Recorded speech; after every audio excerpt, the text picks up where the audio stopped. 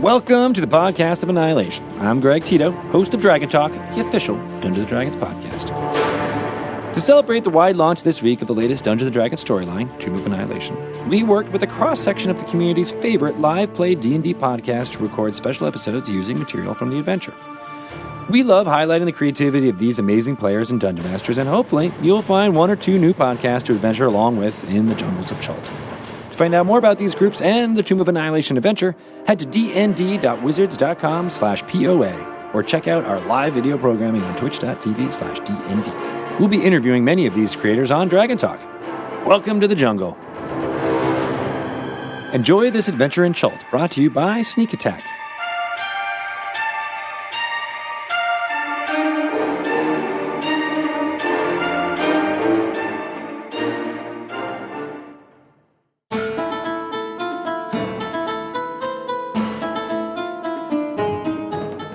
Hello, everyone, and welcome to this podcast of Annihilation special, brought to you by the Sneak Attack podcast. I'm Reed, the host and DM of this adventure, and we're going to go around the table and introduce the players and the characters they'll be playing.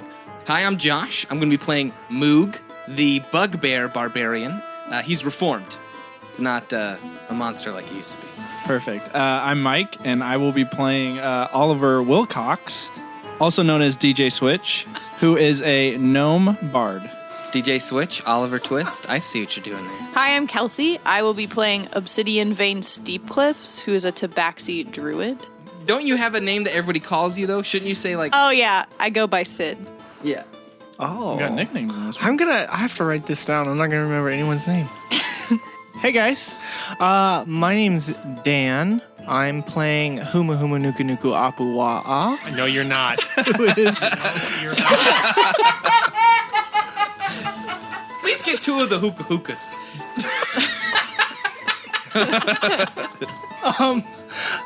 My character also goes by Carlton, and he is a Goliath Ranger. I'm not going to remember you guys' My tribal name is Huma Huma This is what Nuku happens Nuku when we have Apu a Wa'a. month to come up with characters, Reed. Huma Huma Naka Carlton. Naka. That's all you have to remember. Waka. Carlton. Huma Huma Naka Naka Waka. Okay, so we got Carlton, Sid, DJ Switch, Yeah. You guys should probably just call me Switch. and Moog.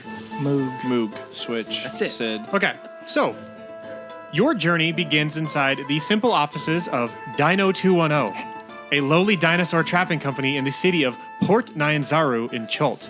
Run by Sid. Business has been pretty slow for the last several months, and the four of you are all who remain of this once bustling enterprise. The interior of Chult is an uncharted mess of dense jungle and impassable mountains, making following the nomadic wildlife increasingly difficult. Other trappers with greater resources and connections have all but run you out of business, and collectors and couriers come on a weekly basis demanding their overdue fees. Dino fees? Well, there's other costs of running a business. Oh, like buildings and... Leases. Gotta keep the lights on. Gotta keep the torches lit. So if we're the last ones that are here, we're either the most committed or The ones who need work the most. We're the worst. We have no money. Okay. Or just in the offices? Yeah, just in the offices. There's like a big barn out back where you keep all of your trapped animals. Sid, Yes, Moog. how are you today? You are looking fine. I feel fine. That is good. I will write that in my book. He pulls out a little notebook and a little pen in his giant hand, and he starts writing in it. You got a thing for Sid? Huh? Do you have a thing for Sid? I think he does. I think that's the only reason he's here. Look, he could be with a barbaric bugbear tribe out in the wilderness. But he chose to civilize himself, and there's a reason for that. And Reed. follow a cat person. Be part of a thriving business. Sure. Thriving, yes. So, speaking of thriving, suddenly you hear a knock at the door. The whole room goes silent, fearing that it may be another collector here to bleed you dry. Should I get the door? I've got it. Just stay there. So I approach the door, Okay? and I open it. All right. Standing at the door is a very well-dressed man in a green suit fit for a duke or some other person of great import. He has thin white hair slicked back at the top and on the sides, leading to a very neat ponytail that drapes off his right shoulder. On his face is an equally white beard, trimmed and oiled to perfection, forming very clean lines across his cheekbones. His weight is I approve of this. Oh, good. His weight is kind of shifted to his left side, and he stands propped up by a dark wooden cane in his left hand. He stands there quizzically for a moment before kind of introducing himself. Hello, my name is Ron Drummond, and I am looking for the dinosaur hunters. A small smile kind of like creeps on his face as he finishes the sentence. Welcome to Dino 210. I am looking for a brave group of trappers such as yourselves to help me procure a dinosaur to race in the upcoming trials. I've been told by many that you are the best in the business, just the best in the business.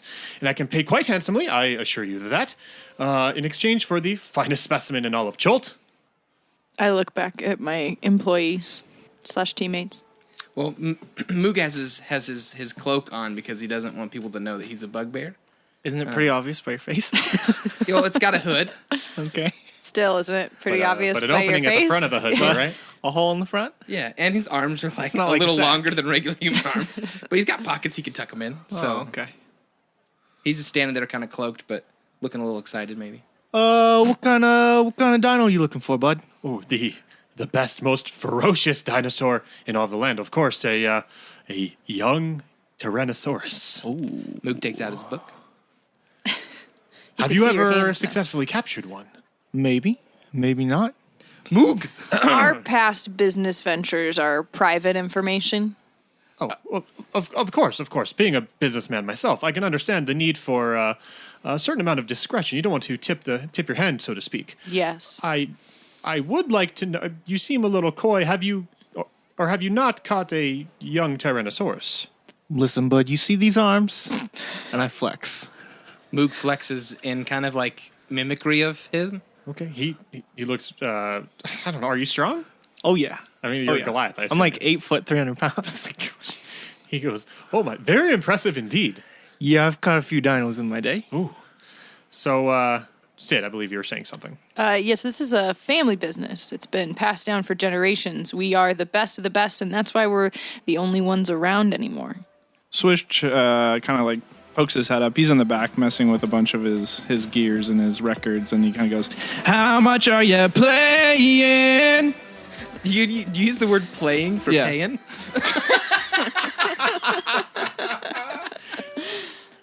He gets very startled by this. He goes, "Well, to be fair, I didn't know you were the only game in town. You've driven everyone else out of business, I suppose." You could put it that way. Out of maybe. business, Maybe, yes. yeah, sure. Well, of course, a mission such as this is quite dangerous indeed. But I'm willing to compensate accordingly. How does 500 gold each sound? Moog walks back to DJ Switch, and he kind of leans down to look at him. He says, Switch, how much is 500 gold? That's a lot. Moog leans back up and puts 2 thumbs up. Okay, 2 hair-covered thumbs emerge from the cloak. And when he sees him, he tucks them in his fists. I look to Carlton. I mean, that ought to do it, but if you really want a ferocious beast, might cost you a little more, but we'll see what we can do. You're that guy. I really do need this creature. If you're not going to do it, I would like to know right now. Are you going to take good care of it, or are you going to treat it poorly? Well, treat it with the utmost respect and admiration. You know, I'm new to the world of dinosaur racing. I'm ready to make quite a splash, though, and I think you 4 are just the ones to help. So, if you can retrieve this Tyrannosaurus to enter this weekend's race and finally disrupt the dynasty of Team Crichton, kind of like he starts breathing heavily just under his breath, lousy bunch of rotten scoundrels. I understand. I understand the risk, but your compensation will be quite worth it. I assure you, 500 gold can get you quite a bit. A T-Rex could also get you Oh my gosh. pretty killed. Oh, that is true. That's why I've come to you guys. I believe you're just the people to handle it. You look like you can wrestle a T-Rex to the ground by yourself. I have. He could not. Mook has seen a T-Rex. They are large. Larger than... Shut up, Mook. He takes the tube out of his mouth and he's like, "So what do you think, Sid? Should we do this?" Wait. What? There's a tube in your mouth? Yeah. Sorry, like a- auto-tune. That's how I Like a auto-tune. squawk box. Yeah. When you never explained that though. You just He didn't need to. Wait. It You was a slow expected him to be able reveal. to auto-tune just without any type of I didn't know there was a tube in You never seen those? The tubes that they put in their mouth? No. It's a squawk box. That's a real thing? Yeah, it's like a talk box. Oh, or a okay, squawk all right, box. all right. It's like that's all what right, Bon Jovi uses. All right, hey, I'm more immersed in the world now. This is great. Okay. All right. Yeah. I say we're down. Let's do it. Moog is in. Splendid. Splendid indeed. You will, of course, need to secure passage on a ship heading towards Yishao, which I assume is where you will be procuring this dinosaur, correct? If my research has led me in the right direction. Yes. Yes, dinosaurs are on Michelle. Perfect. Well, talk to Palwyn. She is the captain of the Nautilus. She has a ship waiting for you whenever you are ready, so gather whatever materials and supplies you need. Are we gonna have to pay to use this ship, or No, of course not. Okay. I have reserved the Nautilus for the next week. Quite a costly investment, I assure you, but again, I have utmost faith and confidence in you to accomplish this task. We are going on a boat. Yes, Yes. Moot. Yes. we're going a boat. on the Nautilus It is in the sea, yes. on the sea, not in it? Let's work on prepositions next week. Carlton's just shaking his head. Why are you shaking your head? Because Moog. Oh, I thought you were shaking your head because Moog shakes his head in mimicry of Carlton. So now you're just shaking your heads at each other. Is the guy leaving, or is he still in the doorway? I'm standing there awkwardly listening to this conversation. So, what do you guys do? Do you have anything you need to do before you head out? Collect my pack and my records and get all my stuff ready to go. I'll be ready in like 10 minutes. Moog will grab all his tracking stuff. It's all in like his kind of backpack and tuck it up. Okay. I need to cough up some hairballs. Okay. So you guys pack up all your things, any equipment you guys use for regular hunts. I don't know, nets, ropes, all kinds of stuff for trapping dinos. When you're finished, you exit the main office of Dino 210 with Ron Drummond in tow.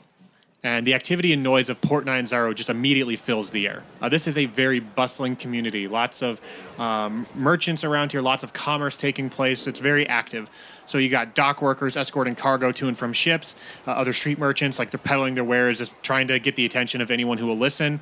Near the port, you see a brief flash of light. And the crowd kind of shrieks in fear a little bit as a small group of travelers just appear out of thin air. In any other scenario, this might be kind of out of place, but magic and teleportation are not really that rare of a sight in Chult. But it is kind of uncommon to see such a display of magic in such a crowded area. But you just kind of like put it out of your minds as you walk out of the merchant's ward and head towards the dry dock. That's like the main shipping hub in the city. As you walk, you see dinosaurs of all shapes and sizes and colors being used for all manner of tasks, like hauling ships out into the bay for cleaning or repairs, hauling large sacks or crates filled with goods, and even dinosaur riders. They're trying to make like a quick pace through the winding roads of the city. So this is like an ingrained part of this city's culture. I love this city so much. So despite So beautiful. Despite their more symbiotic relationship with the inhabitants of Port 90, passersby tend to keep a pretty wide berth from the dinosaurs, though. Stories are told in like every tavern throughout the coast of how a seemingly tame dinosaur suddenly and violently turns berserk and attacks their handler. So you guys, more than most, are very aware of how quickly something like that can happen. A lot of people have said that about Moog. So he feels for the dinosaurs. You're relating. They just get a bad rap. You look at the saddle on the dino, that could have been me. Yeah. So, finally arriving at the docks, Ron kind of directs everyone towards the nearby wharf, where you see the FNV Nautilus awaiting your arrival. And what's striking about this ship is how small it looks compared to the rest of the nearby vessels. Not necessarily in size of the hull. Actually, that's pretty closely in line with any other like coastal trading ship. What's weird about this ship is it has no sails adorning its frame, no masts either. It's just like a simple wooden frame with a spot for the helm, and then there's like this large steel cage that's been bolted up near the bow. It's just strange. There's no mast, no sails whatsoever. Is this a rowboat? Or, do you say that to Sid? Or to Ron, sorry? Yes. He laughs. He goes, the Nautilus is a very special ship. Very special. Cost quite a great deal, I promise you that. But I think you will be quite impressed with its capabilities.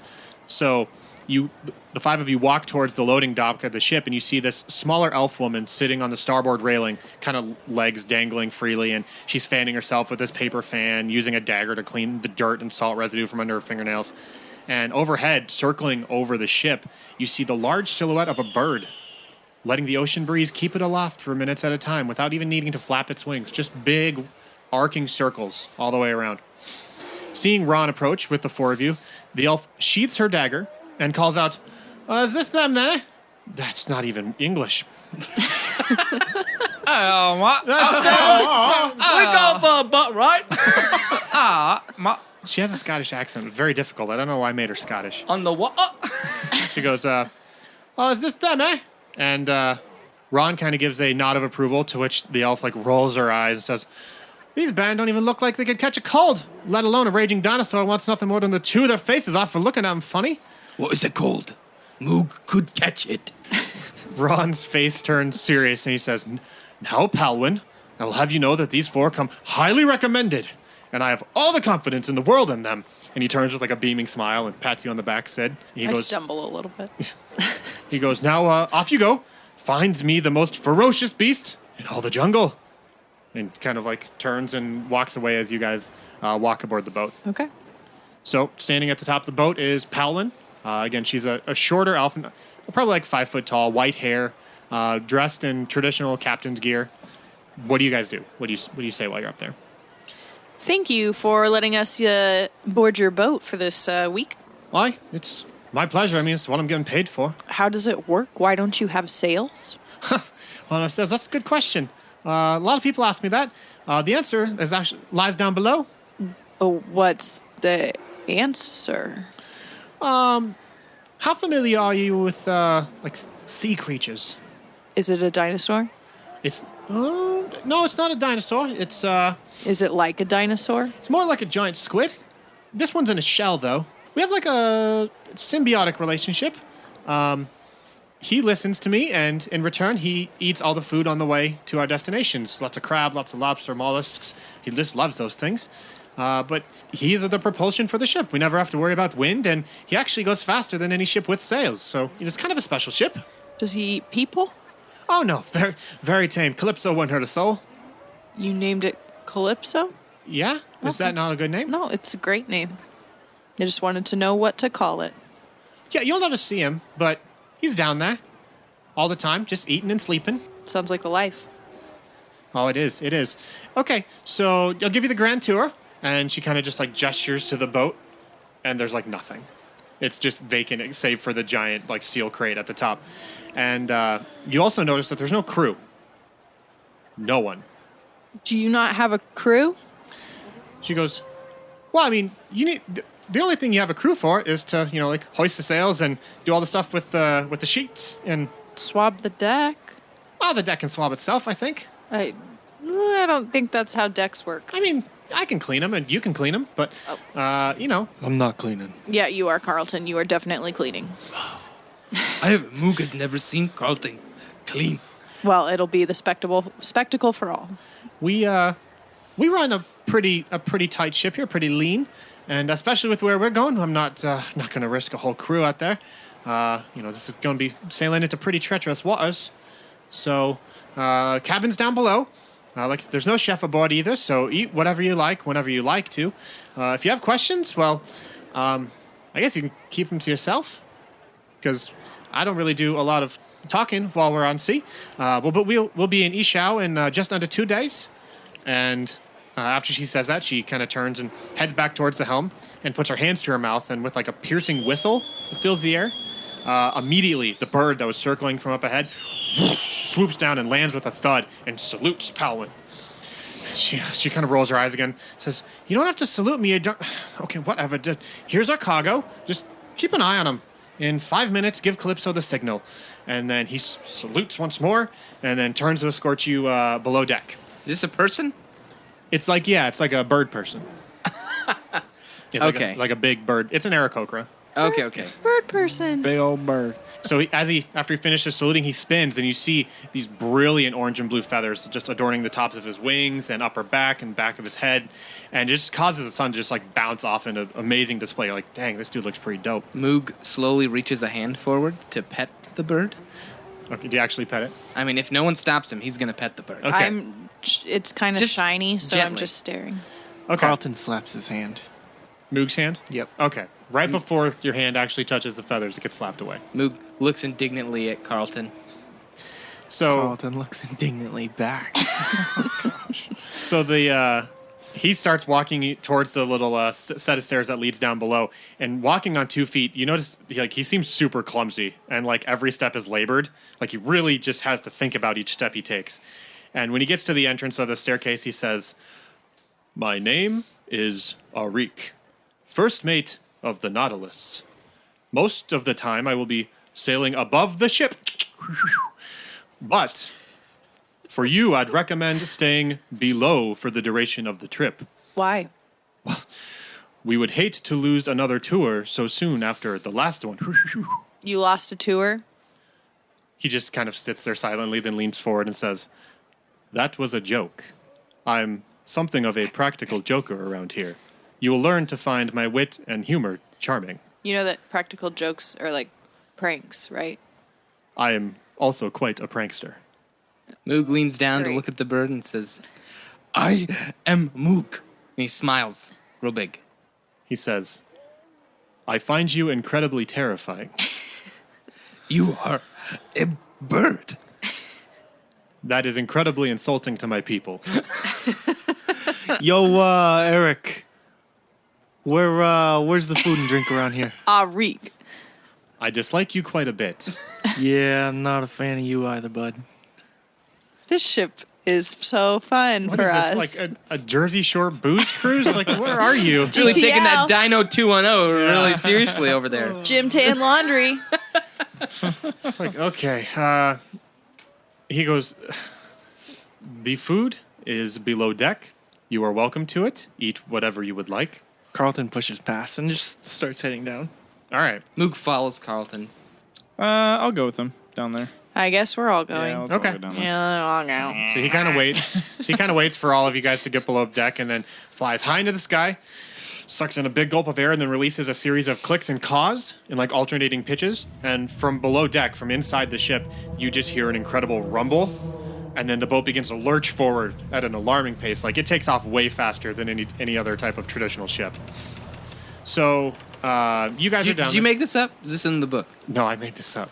I love this. Okay. So I wanted to call the ship the Nautilus, and then I looked up what a Nautilus is. It's actually a tiny squid-like creature or like mollusk creature that lives in a shell and propels itself forward by shooting water out the back of its shell. I see. And so I just combined the two when I figured out what it was. I was like, that's really dope. I dig it. Yeah. I dig it. So it is. It's just a big squid creature in a shell attached to the bottom of the boat that shoots water out its butt Love it. to make the boat go forward. But it goes really fast. Toot toot. Dude, it's a tugboat. So what are you guys doing down there? Unpack, settle in. Do you guys say anything? Guys, I don't mean to stress you out or anything, but we really need this deal to work out. Moog grabs one of everything that Carlton grabs for food. Okay. Just fills his plate the exact same way. Carlton's grabbing like an apple and a mug of ale. Yeah, Moog does exactly the same. Okay. Guys, are you even listening to me? Yes. Yeah, boss. Always, Sid. Like, you understand our company is not in good standing right now. We are sitting right now. You understand that our company is not financially well off right now. Carlton turns his pockets inside out and he goes, "Yeah, we get it." So, Moog smiles and looks at Sid like he's like, I agree with everything you're saying. So don't screw this up like the last time, okay? What happened last time? Just go with it, I think baby. it's just like a imagination type of thing. Yeah. Oh. This is theater of the mind. People don't know Wait, our backstory. What? Wait, We know each other? are we a Oh my dino God. trapping company? What? Dinosaurs?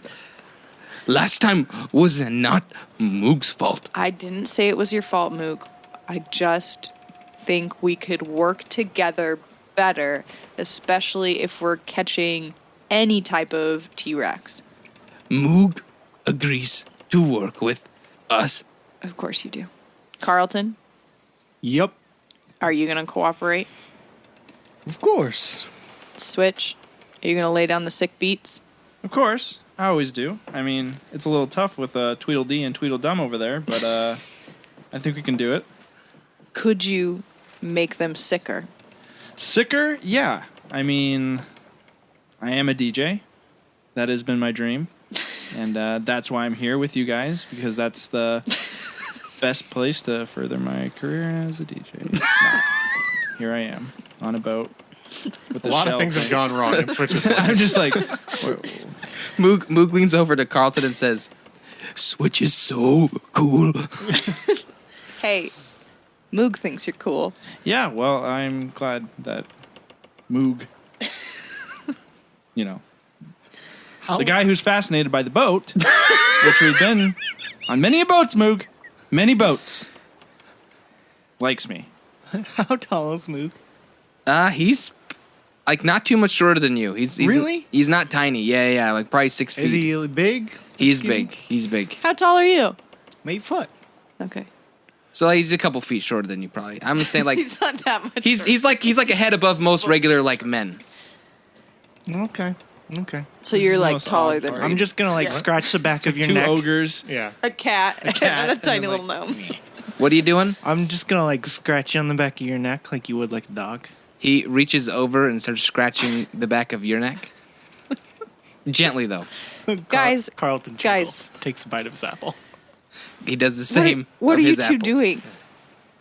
Is this not normal? No, that's what they do. People do to pets. He's treating you like a pet, Moog. Moog is not the pet. Then tell him that. Moog is not the pet. No, sure, whatever, bud.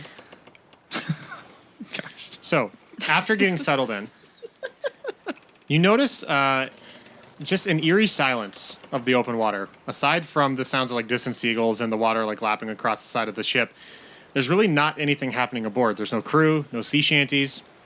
What's the Switch's discontent? That's the saddest part of this whole thing. I You know. could make some sea shanties, right?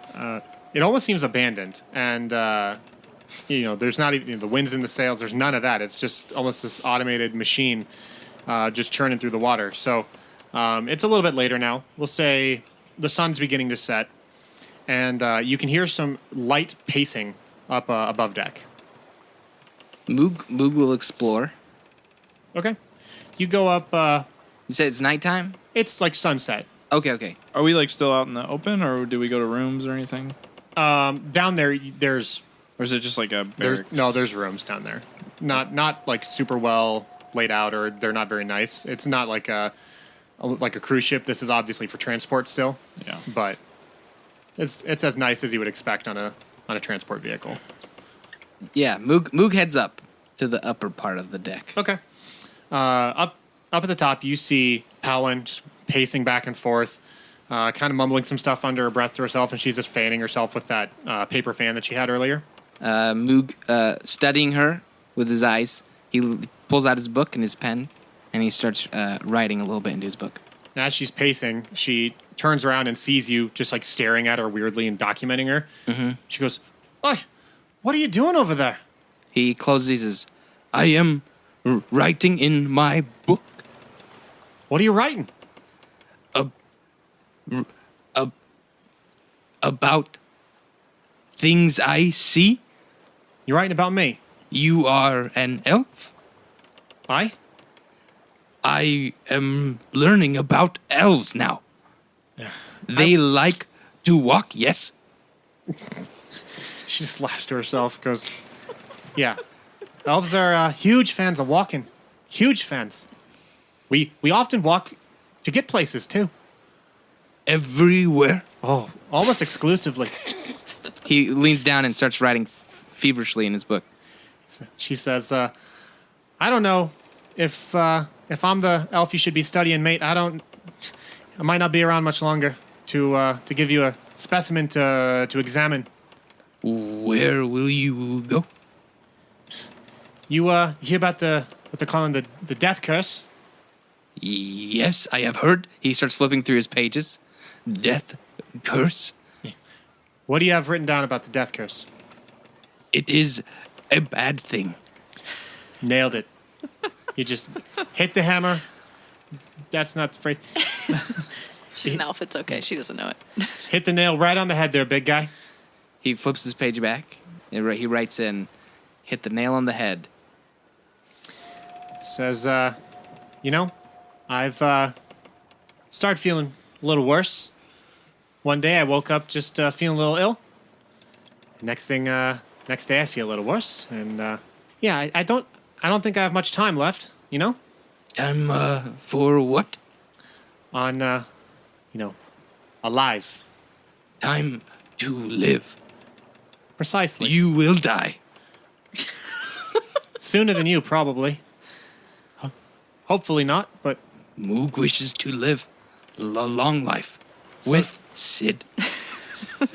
she's a very lucky lady. She is quite the lady.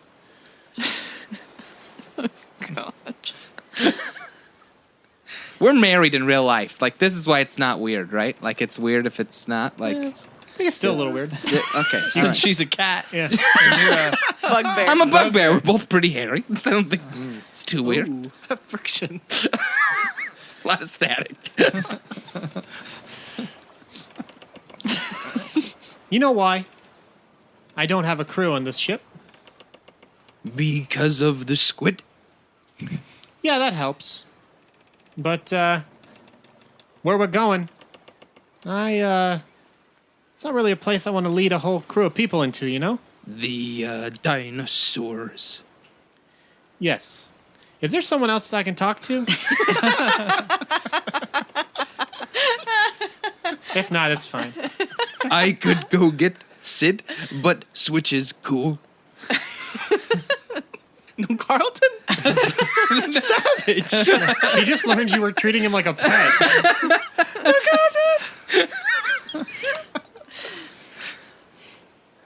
You know where we're going? I'm really committed to this voice, I know, guys. I know. I gotta You've walk gone- it you've through. gone too far. There's no going back. Yeah. You know where we're going?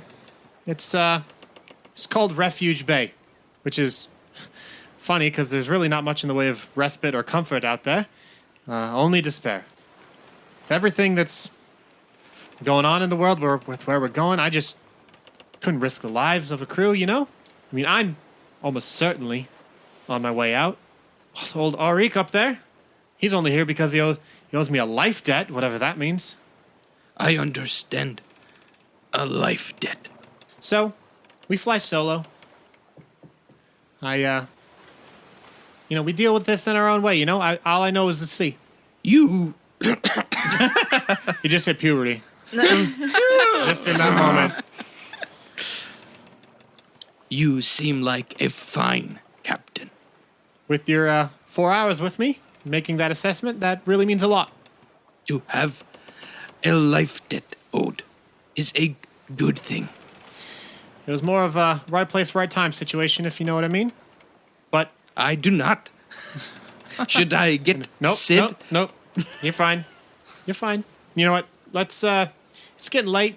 We still got a whole day's worth of sailing to do tomorrow, and hopefully Calypso has enough down there to keep it going, because we're going to have to sail through the night. So, you just go below deck and you enjoy yourself. Try and get some sleep. If you do not mind, Moog will watch the sea and write in his book. My book. She just laughs again. That's fine. Just, I wouldn't sit too close to the edge if we need to pivot hard to course at some point. There's nothing up here to grab onto, so just be careful. He spreads his arms real wide. This is huge. Right, you're like an 8-foot wingspan. Yeah. He goes, Moog has big arms. He goes, yeah, I see that. So just be careful, and if you need anything, just holler at old Reek up there, and I'm sure he'll come swooping down. He smiles and nods his head and walks off. All right. She goes back to the helm, where she'll sit there for a few more hours before eventually retiring. He's going to move to, like, the front of the boat. Okay.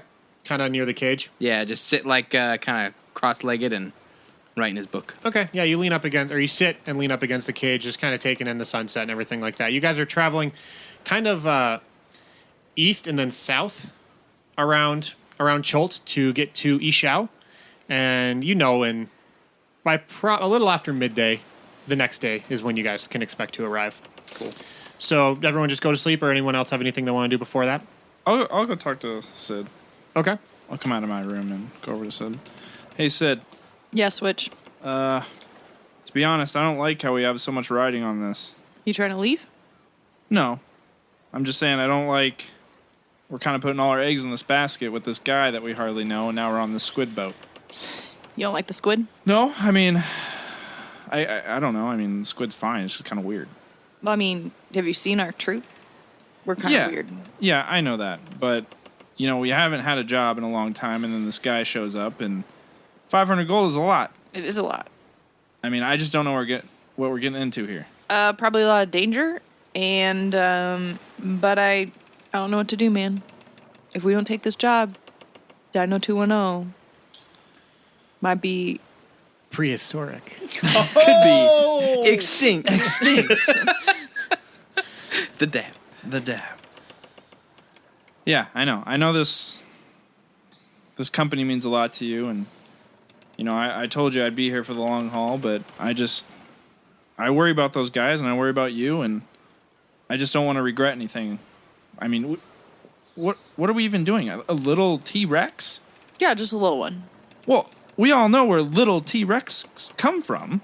Big T-Rexes. Big T-Rex. But sometimes they're dumb, And and they wander away. Yeah, I know that. But last time, Yeah. Moog and Carlton were fighting, not the dinosaurs. The dinosaur bit my gear. We had no music. All the soothing was gone. They freaked out. They almost killed us. Yeah. Do you want a protective bubble or something? What do you want, I mean, man? that would be great. Okay, well, I don't have any spell that can make you a protective bubble. I understand that. And I don't know. I need to vent to somebody. I'm not going to vent to the squid. Well, you can't because apparently he's underwater. Yeah. You can't see him. I Can't know. see his little beak. I know. She won't let you because he's underwater. All right. I'm just going to go to bed, but I just wanted to tell you that. I mean... Are you going to do anything rash, man? Can I No. trust you? No. I'm going to put my headphones on and I'm going to go to bed. So, good night. Make sure they're the wireless ones. If you sleep with wired headphones, you might choke yourself out. I know. Thank you. Yep. Night, guys. Okay, you all go to bed. You sleep. Carlton's just pumping iron in his room. Oh, I knew you were going to say it. Like bench pressing or Just doing Push-ups. push-ups the whole time. Can't skip. Get- Get those mad gains. 1002. Tomorrow's leg day. Oh, leg day. I hate leg day. I'm going to fight that squid. Fight the squid. You know the end of Pirates of the Caribbean 2 when he just walks into the squid's mouth? That's what it'd be like. Just he opens up and chomps you, and then you're gone. Maybe you spar with me for a little bit. No. It would be him sparring would be him wrapping you up and then eating you. Like how you turned chomp into a true onomatopoeia. Yeah, you like that? Yeah, it was real nice. Yeah. So, okay. It's the morning of the next day. We'll say it's midday. You guys are up. You've had breakfast. You're walking around up on deck. Again, it's getting pretty boring. The sights are the same. You just see coastline to your east, way off in the distance, open water to your left. But, again, you're on a pretty nice ship, and you're making really good time. Again, this boat is flying. You guys are just kind of enjoying yourself, but suddenly, it's my favorite word. Roll for seasick. Roll for seasickness. You hear a deep, low rumble fill the air and shake the boat. The seagulls flying near the northern coast of Chult, they all scatter in all directions. And it's almost as if the water calms itself. It's submitting to whatever the source of the sound is. And in a flash, Palwyn whistles at Arik, who's still circling high above, who you can tell is a head darting back and forth, scanning the area. And he replies with a whistle of his own, and he says, "I cannot see the beast, but it is an agent of Ogramok, if I'm sure of it." Palwyn rolls her eyes. She goes, "No, you fool! Not everything has to do with Ogramok." She turns and barks to the four of you. She's like, either you guys need to get below deck or strap yourselves in, because if we don't take evasive maneuvers here, she'll sink our ship for sure. Just I thought she was hibernating. Something must have woke her up early, and she like starts taking off running. All right, everybody below deck. Come on. Right as Switch says that, and you guys start turning towards the staircase, you see about 100 yards out in front of the ship this massive plesiosaurus emerge from the depths. Plesiosaurus? Yeah, it's like a mixture of a dinosaur and a fish. Okay. I'm sure 10-year-old me is very angry with the one with the present big me mouth? right now, Or the not one knowing the with the- names of dinosaurs, but So it shoots up out of the water, full display for a few moments, and then crashes back into the sea. And this thing is easily the size of the Nautilus itself. And it lands with enough force to topple small boats several hundred feet away from impact. It disrupts the ocean entirely. The waves, they like rock the ship back and forth, and Powin quickly spins to the helm and tries to position the ship appropriately. And for a moment, there's silence. Arik sails above, head darting back and forth, scanning the horizon, and Powin keeps a steady hand on the wheel, ready to react at a moment's notice. And then you guys are just kind of almost like frozen. Feel like maybe we don't move. If we move, like kind of like Tremors. If we move, it'll hear us and sense us. Or Jurassic Park. Ooh, more thematic. His name is Ron Drummond. No one picked up on that. And he walks with a cane. Dang. I need to watch Jurassic Park. His name is Yeah. John Hammond. You haven't seen Jurassic Park? No, I need to watch it again. Let's watch it this weekend. All right. Anyways, while you guys are standing there, frozen, just silence, motionless, immediately out from the front of the boat, shoots straight into the air. This massive plesiosaurus. And you can see its underside as it just shoots past the bow of the ship. This thing is massive and terrifying.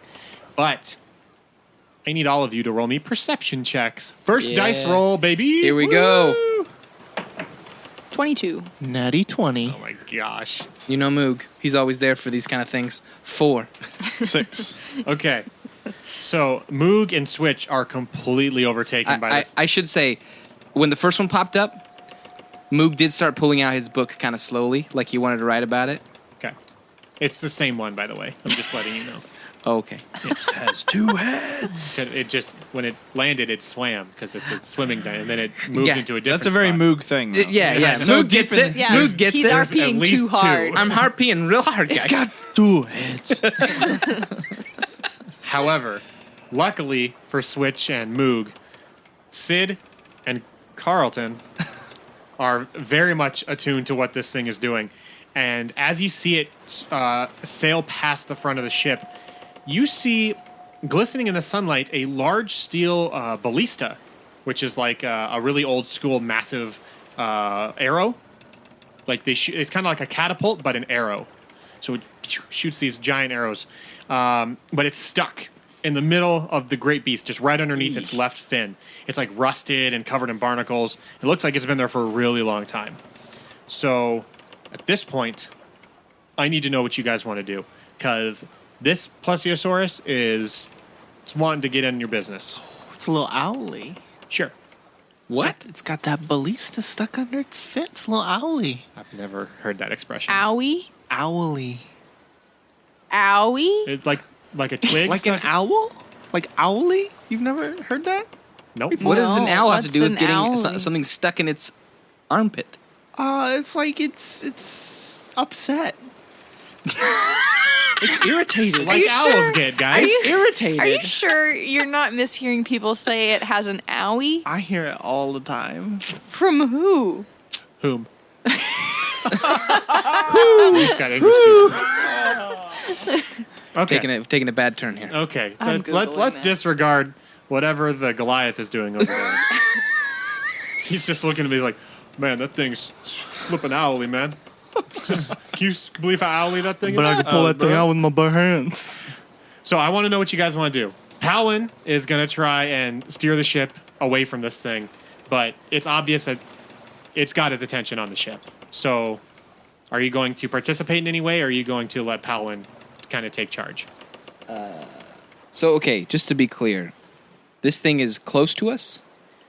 It was like less than 20 feet away. It's under the water now, when it though. shot up out of the water. It doesn't fly. Yeah. It just Like a whale. It leaped out like a humpback whale or a dolphin. How big is this thing? The size of the boat, so Okay. like 100 feet across. Moog will go over to Palwyn Okay. and say, Palwyn, can Moog help? I don't know what you can do, but The creature looks injured. you didn't see that. Yeah, perception. Oh, yeah. Sorry, guys. Okay, never mind. There is nothing I can do. I see nothing. He's asking. He's not stating. Inflection. Remember we worked on inflection last week. I don't know, unless you want to fight this thing, but I don't think you're going to be able to take this thing down. I don't know that Moog is able to take that thing down. What if all 4 of us work together? Oh gosh, guys, almost like a unifying moment. Moog will get his javelins. All right, runs let's do downstairs. this. Team, we're going to have to kill the dinosaur. On the ship, we have to kill it. Not the squid, the dinosaur. I know, but we're on the ship. Yeah, we're on the Can we ship. just can the squid go faster? I don't Squid is operating at maximum I efficiency. don't think that's how it works, man. Can you not make sick beats on the boat? There's always a bigger fish. I just wasn't ready for a boat party, but I guess here we are. So we're doing this. We're doing it. All right, All right. let's do it. Okay, It's a unifying moment, guys. We're unifying in a moment. so if you guys have decided you want to engage with this thing, that's great. I need everyone to roll me initiatives then. Yes. Took us a little bit. What we got there, Reed? It's not always easy. There's a part of me that thought this is impossible to fight this thing. Switch, 4. Moog, 8. Carlton. 14. Okay. Palwyn is just going to try and steer the ship. Ulrich is keeping his eyes peeled for anything else on the horizon because, again, this is a notoriously dangerous part of the water. So it's really just going to kind of be up to the 4 of you, unfortunately. But the Plesiosaurus gets to go first. And what it's going to try and do is just ram itself into the boat and deal it a little bit of damage. So he swims with all of his might. Oh, that might not actually be successful. Nope, just barely. And he just throws his body weight into the ship, and immediately the ship goes rocking back and forth. So the way that combat works for the ship is the ship has a set number of hit points. Okay. It can start accumulating incremental damage, so stuff can start happening even without the ship just like falling apart. So Okay. just for information, so like say it has like 100 hit points, if it has 99 or if it's lost 99, it's not going to be in perfect working condition. Okay. Okay.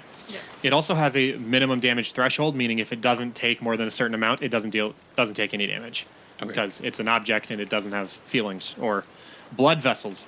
So it takes a certain amount of damage. The boat rocks back and forth wildly, and the helm goes spinning like crazy. Palwyn gets knocked over, but she stands up and tries to course correct and everything. Carlton, you go next.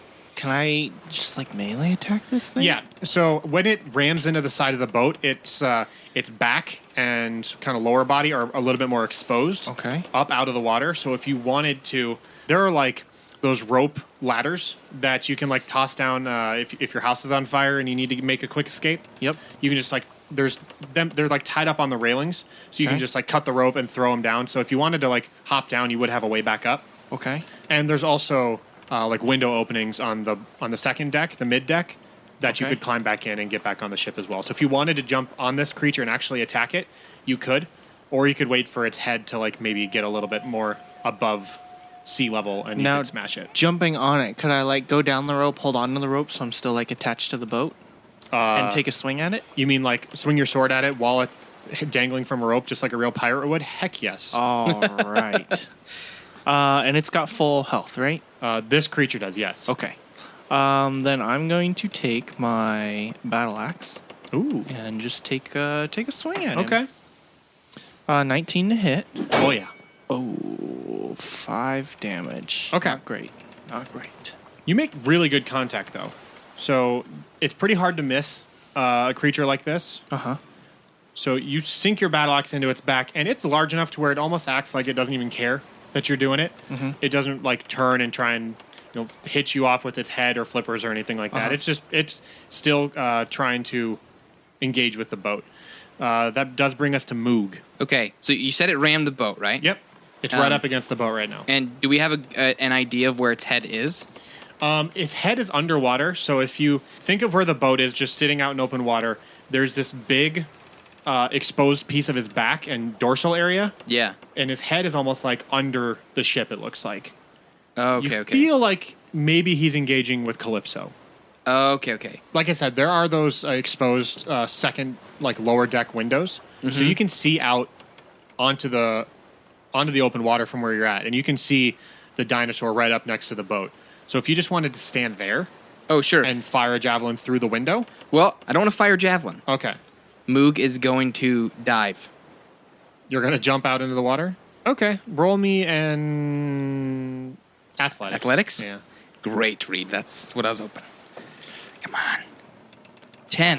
Okay. And so you land in the water, and immediately you're a little disoriented, but you can kind of, after your eyes adjust for a second, see the rest of this creature underwater, and you see it is fully engaged with this squid monster underneath, and you're just like a tiny little piece off. And it's kind of intimidating. You realize you maybe got in a little over your head. Yeah, but you can see the full underside of this dinosaur now. Is the place where we saw the initial thing that was in him? Oh, the ballista. The ballista. Is that visible still? Yeah, I'll say it's visible. Okay, just barely, like as he's like thrashing in the water. Okay. Do I have any movement left? No, not after running down. Okay. But I've located where the ballista is, right? Yeah. Okay. You'll be able to identify it and like do something on it on your next turn. Okay, cool. That brings us to Sid. Okay. So I can still see it like right next to the boat. Yeah, and so like it's kind of like rocking back and forth left to right. Yeah. Because as Moog had already seen, it's engaged underneath the boat with that squid. But as for right now, you can see its back, some of like the sides of it a little bit as it thrashes, but that's pretty much it. And its tail kind of shooting out over the surface of the water. But I know about the ballista. You do know about the ballista. Okay, I'm gonna follow Moog with the intent to find that ballista, that thingy. Okay. You dive in after him? Yeah. Because you care? That's what Moog thinks. Okay. So yeah, because she cares about winning. So you go down the stairs, and right as you get to the bottom, you see Moog jump out the window. And you're like, God dang it. Go Moog! And you kind of stow whatever it is you had in your hands and cinch up on your equipment real tight, and you just jump right out after him. Yeah. Roll me an athletics. I just want to see how far you get. 12. Okay. You pretty much land right next to Moog. Okay. How do Tabaxi feel about being in the water? I'm not super happy about it, but I am Black Panther, so I'm not like a cat. I'm like a big cat. Okay. So 100% of the time, 10%. Guys, Moog knew what he saw. And okay, so yeah, you follow Moog down there, and you've got Carlton kind of attacking this thing, swinging back and forth along the side of the ship, like the pirate he is. Exactly, slashing at this thing as he goes back and forth. And the two other companions just jumped into the water. Switch, what are you doing? Okay, so he's going to start getting out his DJ equipment. And he's just like, kind of like this is like the millionth time that he's done this. So he's just like nonchalantly like pulling out his speakers. Oh, okay. Putting one on each end. And he's like, yeah, Moog, jump in the water with the dinosaur. And then, yeah, Sid, yeah, you should jump in too. And I'll be up here by myself looks over at Carl. Who's just swinging back and forth. Yeah. And he just like puts his headphones on and starts it, and then like it just like that was my action to get all that stuff set up. And then my bonus is going to be Bardic Inspiration. Okay. Who are you going to inspire? Carlton. I'll be like the only person he can see. Yeah. Or he can hear this. So I put the tube in my mouth and I'm just like, let's go, Carlton!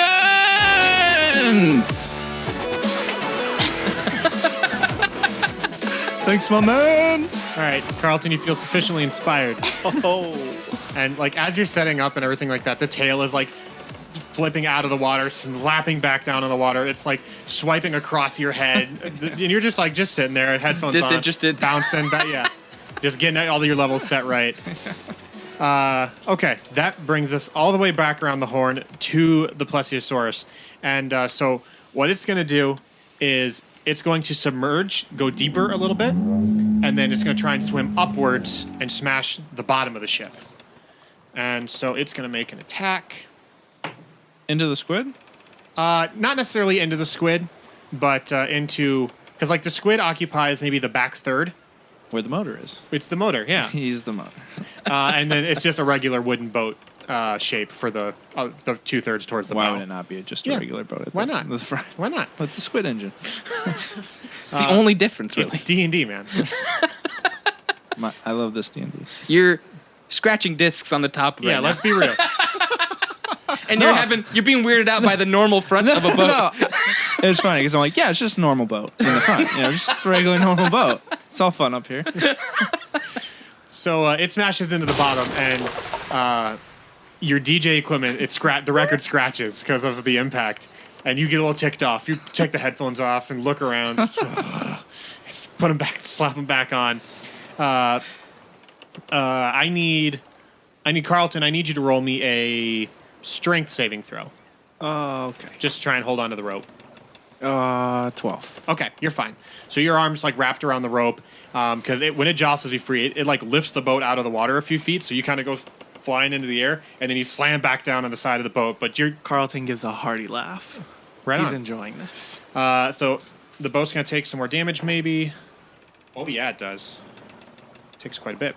Have we seen this dinosaur before? Like as a collective, have we?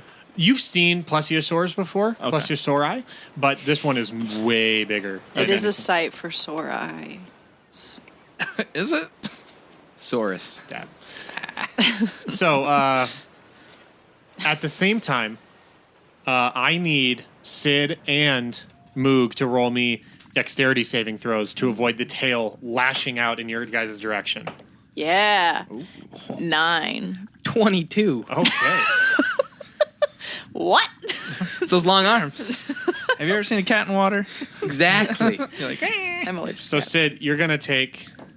So no. You take 6 bludgeoning damage, and you that's get hurt. tossed like 10 feet off away from where you were Maybe In the water? in the water. I know that's so it's hard. Yeah, Does Moog see this? yeah. It's tough to avoid a giant dinosaur tail. That He's- dinosaur just whooped your He's woman. angered. Oh yeah, how angry? A little peeved. Angry enough to do something about it? Yeah. You're I not think- going to do anything. Bet you won't. Bet you won't, mate. You dare me? So Carlton, it is your turn. You are still affixed to the ship via rope, and the back of the dinosaur is still in plain view. Oh, I'm going to take another swing at it with Okay. my battle axe. 20 to hit. That is a hit. 14. Nice. All right, and you can hear from under the water a slight bellow. Maybe he felt that one. Ooh. Moog, you get the opportunity to do something about the fact that Sid just got hit by a dinosaur tail. Okay. Where am I in relation to the ballista? We'll say 10 feet away from Sid, 15 feet away from the ballista. Sid's not unconscious or anything, right? No. Okay, yeah. Sid can take care of herself. That's one of the reasons Moog's Wow. a fan. Oh, So it's a strong, independent cat. he's going to head for that ballista Okay. and wrap his giant arms around it. Okay. You swim towards it. Okay. Am I able to grab it? Yeah. So it kind of like flares out a little bit at the end, but as you get closer to it, you notice that there's something pinned between the ballista. So the ballista sunk in. Yeah. It's in deep. Yeah. But there's something pinned between the entry wound of the ballista and the dinosaur itself. It looks like a really decayed and decrepit corpse. Like a person? Like it used to be a person. Oh my gosh. So in whatever great battle took place that wounded this creature, some dude was in the wrong place at the wrong time. Seriously wrong. And just got The Rock, like not the Dwayne Johnson, but the movie, got shot out, attached to this ballista, and pegged to that dinosaur. Holy cow. Okay. So it's kind of unnerving, but he's dead, so I mean he's not going to do anything to you. Right. You try to save him. Moog's seen a lot of death in his life, so it doesn't really throw him for any kind of a loop. Okay. he's in his head. He's got two options here, and so the first would be to remove the ballista if he could. Okay. So he's gonna try and give it a strength tug Okay. to see if he can get it out at all. Okay. I'm going to set the DC pretty high on this. That's right. Just so you know, because this has been lodged in there for quite some time. Okay. Maybe even the skin has started to grow around it, so it's going to be pretty good in there. Gotcha. Okay. 18. 18. Okay. You kind of grab around the flared end of this ballista with your hands, and then with your feet, prop them up against the plesiosaur itself, and just try and push yourself away from the plesiosaur with everything you've got. Yeah. And you feel like you're just not making any ground at all, and then at the very end, you feel it shift a little and slide out maybe 6 inches. Okay. So you got It's moving. it's moving. All right. It's not a heartless endeavor. all right. Does blood come out with it? Not yet. He's just gritting his teeth then, and he's Okay. gonna hang on for dear life. Sid. So you just went tumbling backwards. Yeah. Kind of spun around a few times, but you've recovered. You're upright, and you see Moog wrapped around that ballista. I think he's got the same idea you do. I'm gonna go behind Moog and put my arms around him Here we and go. help pull. It's everything he ever dreamed of. So I'm gonna join in on that. On your hand. Okay. You're ghosting right now? All of a sudden, the Righteous Brothers starts playing. Like, what's going on? If we had more money, we could have that song playing right now. But we don't, so not- here we are. So you go up behind him and you grab onto his hands, help him, and we'll let you use your action to help him. Yeah. So on his next turn, Perfect. he will roll with advantage. Okay.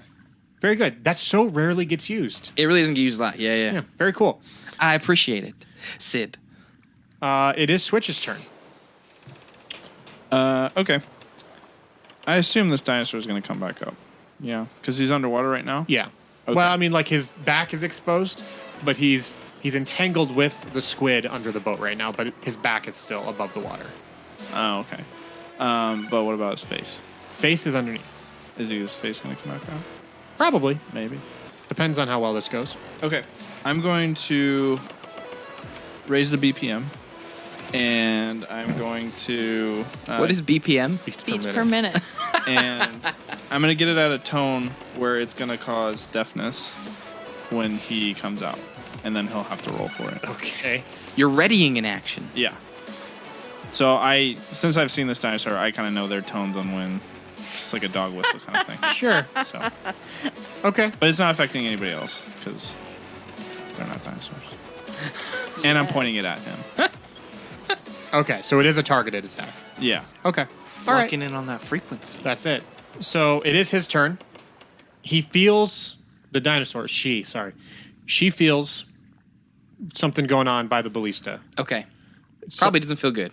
It doesn't feel great, but at the same time, this has been bothering her for quite a bit. Mm-hmm. She's very concerned, actually, at the moment with what's going on her back because Carlton just actually laid into her a little bit. So she is going to raise her head up out of the water and try and bite at Carlton. So Does his ready thing happen the minute her head raises out of the water? I believe so. So describe to me what deafness does. You have to make a Constitution saving throw. It's the same as blindness. Yeah. Okay. Yeah. So this dinosaur will make a Constitution saving throw. Hui. 9. No. Okay. So the dinosaur is deafened. What are the? Oh, and for those of you that do not know, the effects of being deafened are the creature can't hear and automatically fails any ability checks that requires healing. I can Hearing. I can either blind or deafen. But since it's odd, that's more flavorful to make it. I like it. So it raises its head to attack Carlton, and then all of a sudden it starts like looking back and forth and gets. It sounds like it or feels like it gets really disoriented, almost like vertigo, and so it's going to try and like reach out and snap at you, Carlton. But again, it's really weirded out at what's happening. Natty 20. So Oh, fine. the deafness helped. It likes being deafened. It focused it. You take 21 piercing damage as the jaws of this creature wraps itself around you. Carlton! It's 66, bro. Respect. Game recognized game. He fist bumps the dinosaur. Okay. Well, that's unfortunate for you. Let's keep going. Carlton, it is your turn. Carlton doesn't know what to do right now. You can't have that much health left. Oh no. These characters are level 3, by the way. I started them at level 3. No, sir. I have a lot of health, and I don't have much more than that. Carlton's not looking great. That would have one-shotted me. Just a reminder, you guys are aware that dead equals dead. Oh. I'm not trying to influence you one way or the other, but Yeah. your characters are aware of the death no way curse to come going back. on. Well, and we're on a moving boat, so I'm holding on to a rope ladder. So if I go unconscious, I'm just gonna go for a swim. You're going to drown. I want to get All off right. the rope So ladder. for my move, I'm going to go back up onto the deck of the ship. Can I do that? That's fine. I was seeing if it had you in its jaws, but it doesn't. Okay. Good deal. I am a very No. generous DM. For my action, I would like to do cure wounds on myself. Oh, okay. The selfish play. Yep. That's fine. We all saw this coming. The self-preservation game is strong. I get six points back, 6 HP. That's not bad. Nope. That's like a third, so that's pretty... I might still die though if I get attacked again. Yeah, but, risk you take. When I do that, I reach out and I go, "Yo, DJ, hit me with those sick beats." I just point at him. Wait for Like it's a song request. I'm just Yeah. like, got you. just wait for the drop. Moog, you're up. All right. Moog is going to take that advantage 'Kay. from the assistance of Sid and give He's it another... moved by the power of love. Give the ballista another big yank. Oh, thank goodness. One of them was a... One of them was a 1. The other, however, was a 21. 21. All right. Giving it all you've got once more. You feel the ballista remove itself from under the fin about 2 feet. Awesome. You can tell you're real close. Yes. And with How long have we been underwater? Just out of curiosity's sake. not even 15 seconds. Okay. Again, one round is 6 seconds. So Yeah, you're yeah. pretty good. You can tell that it's getting easier to pull the more you loosen it up. So, at this point, the corpse that's attached to it is just like flailing around a little Yeah. bit. I need you and Sid to both roll me a perception check, though. Okay. Great at these, as we've seen in the past. Only 12. Not bad. 19. Good grief. Oh, I'm blocked by Moog all the OP. hair. Yeah, It's just because I'm closer. That's all it is. It's all in my face. Moog, you see dangling from the belt of this corpse, kind of like a velvet pouch. Okay. Do I have the ability to snatch it? You could if you wanted to. Yeah. He snatches it. Okay. Really quickly. As it slides out, the corpse kind of like floats in the water towards you a little bit, and you just reach out with a hand and rip it off the belt loop and like shove it in your. Does my hand go too? Since my hand It's all is on guided, top of yeah. your hand. So I grab the pouch too, basically. He'd hand it to you. Okay, If you're Yeah, there, I'll take it. can I just hand it to her? Yeah. Sid, you now have a velvet pouch, cool. the contents of which are a mystery. So that brings us to you, Sid. If you want to help again, you can. That would take your action and wait You want me to for help Moog again? to go. No, you. I was going to say give it a shot. It's looser now. Oh, okay. I'm gonna try and. But you're there too. You want me to pull separately? I think give it a tug. Yeah, Okay. yeah. Okay, I'll pull separately. Then. Okay. Yeah, just metagaming. The DC is going to be a little bit lower because the two of you have been able to loosen it quite a Yeah. bit. Yep. That's bad. I can't. Not that low. Burning that dice. 5. That is unfortunately not enough. So you kind of put the pouch or the velvet pouch in your bag with one hand and try and like tug on it with the left, and it just does. You're not able to get a whole ton of ground. There's not a lot of leverage since Moog's got his legs on the dinosaur. I'm useless tonight. We all have our roles to play. So that brings Useless us. is my role to play. Useless is my role. No, I'm the strong, beefy guy. This is what I'm supposed to pull the big, difficult But what thing. What am I doing? You've been leading our whole party this entire adventure so far. I told you to get on a boat. And did look it. where we're at. You did it with authority. Yeah, We're on that boat. Yeah. This is working out well. Yes, doing a great definitely. job. Yeah, this is going really well. Switch. What you got for me? I'm going to play my next song request. Ooh. And I'm going to start mashing up just some soothing tones. Oh, And a little deafening- remix? Yeah, a little Nice. remix. I just start pointing at my boy Carlton over there, and I'll roll Healing Word at level 2. Oh, nice. Oh, yeah. Carlton's laying back with his arms outstretched. 8. That's pretty good. My man. All right, so what's the song you play? Ooh, it's a custom one by me. Oh, it's your Yeah. own remix? Yeah. Okay. Yeah. I was kind of hoping for like I believe in a thing called love. No, Darkness? no auto tune on this one. It's all about just those soothing tones. It's really acoustic. Yeah, yeah. This is Little Kenny G. Switch unplugged. Yeah, a little sax in there maybe. Careless A Whisper. little light sax. Careless Whisper. Ooh, okay. Maybe it's a little nod to that. Definitely no much. You guys are making my editing job really hard here. Yeah. It's a custom. Think of it as like definitely like a trap enthused A little bit of saxophone. with saxophone, Josh is like, yeah. but mostly acoustic Okay. with some hard house, some dubstep. It sounds really good though. All right, Dinosaur's turn. It still being deafened.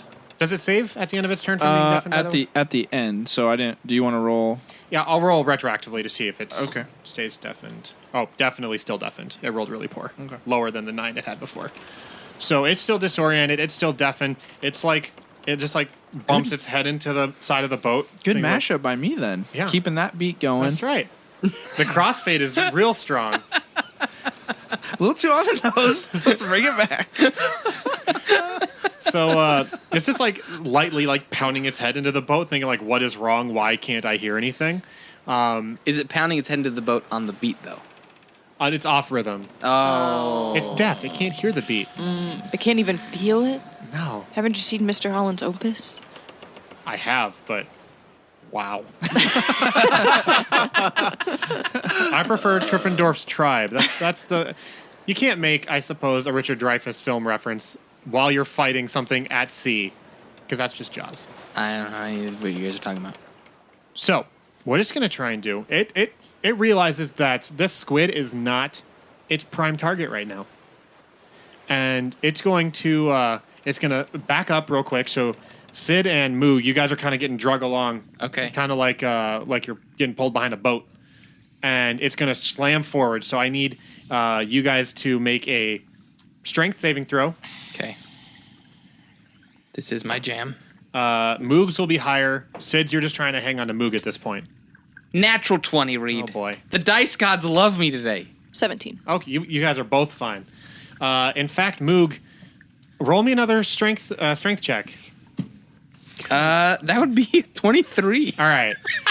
The momentum of you getting jostled forward after the dinosaur makes impact with the boat allows you to rip the ballista clean out, Yes. and blood starts pouring out a little bit. Just it's very like Pouring out a little bit. well, it's like it's not. It hasn't been like constantly bleeding this whole time. Otherwise, it would have died. So it's like clotted quite a bit. So Sure. you just rip the scab open, and it needs to make an attack on the boat real quick. Then I'll resolve what happens with that. Yeah, definitely attacks the boat. Minimum damage, barely. It sees Switch dropping mad beats up on the top of the deck, and it just focuses in on you, and it opens its mouth wide and it starts lunging down towards your turntables, and right as it gets like 5 feet away from you, all of a sudden it stops and like starts flapping its left fin a little bit, and then it picks up its head and whips it back around and looks down and sees this ballista sinking into the sea because it's very heavy. Right. And you guys kind of floating in the water now, having just emerged from it. And it looks down and just stops. It's not ramming into the boat. It's stopped attacking Switch. And it just like, it dives really deep all of a sudden. That's its action. Carlton, what do you do? Carlton's feeling pretty good from those sweet, sweet tunes. So he gets up, brushes himself off real quick, grabs his battle axe, runs back to the rope ladder. Okay. You hop on the rope ladder and look down, and you can just see like the shadow of the dinosaur swimming to the bottom of the sea. So He shakes his fist. I'm gonna say we're out of combat for the time Sure, being. we can get to the boat. You swim to the rope ladder. You get to the top. Palwyn is just like on edge, right by the helm. She's looking around feverishly, sees you guys emerge from the water, and is just like, "What the heck is going on?" And a few seconds go by. The volume on switches, turntables starts to come down a little bit. It's closing time. It's like, you know what? I've done my duty. And then all of a sudden, way off in the distance, probably like 150 feet, this thing shoots up out of the water, splashes down, shoots up out again, splashes back down. It swims right up next to the boat, pokes his head up out of the water, and shoots you guys with water. Moog's arms are wide open with it for it.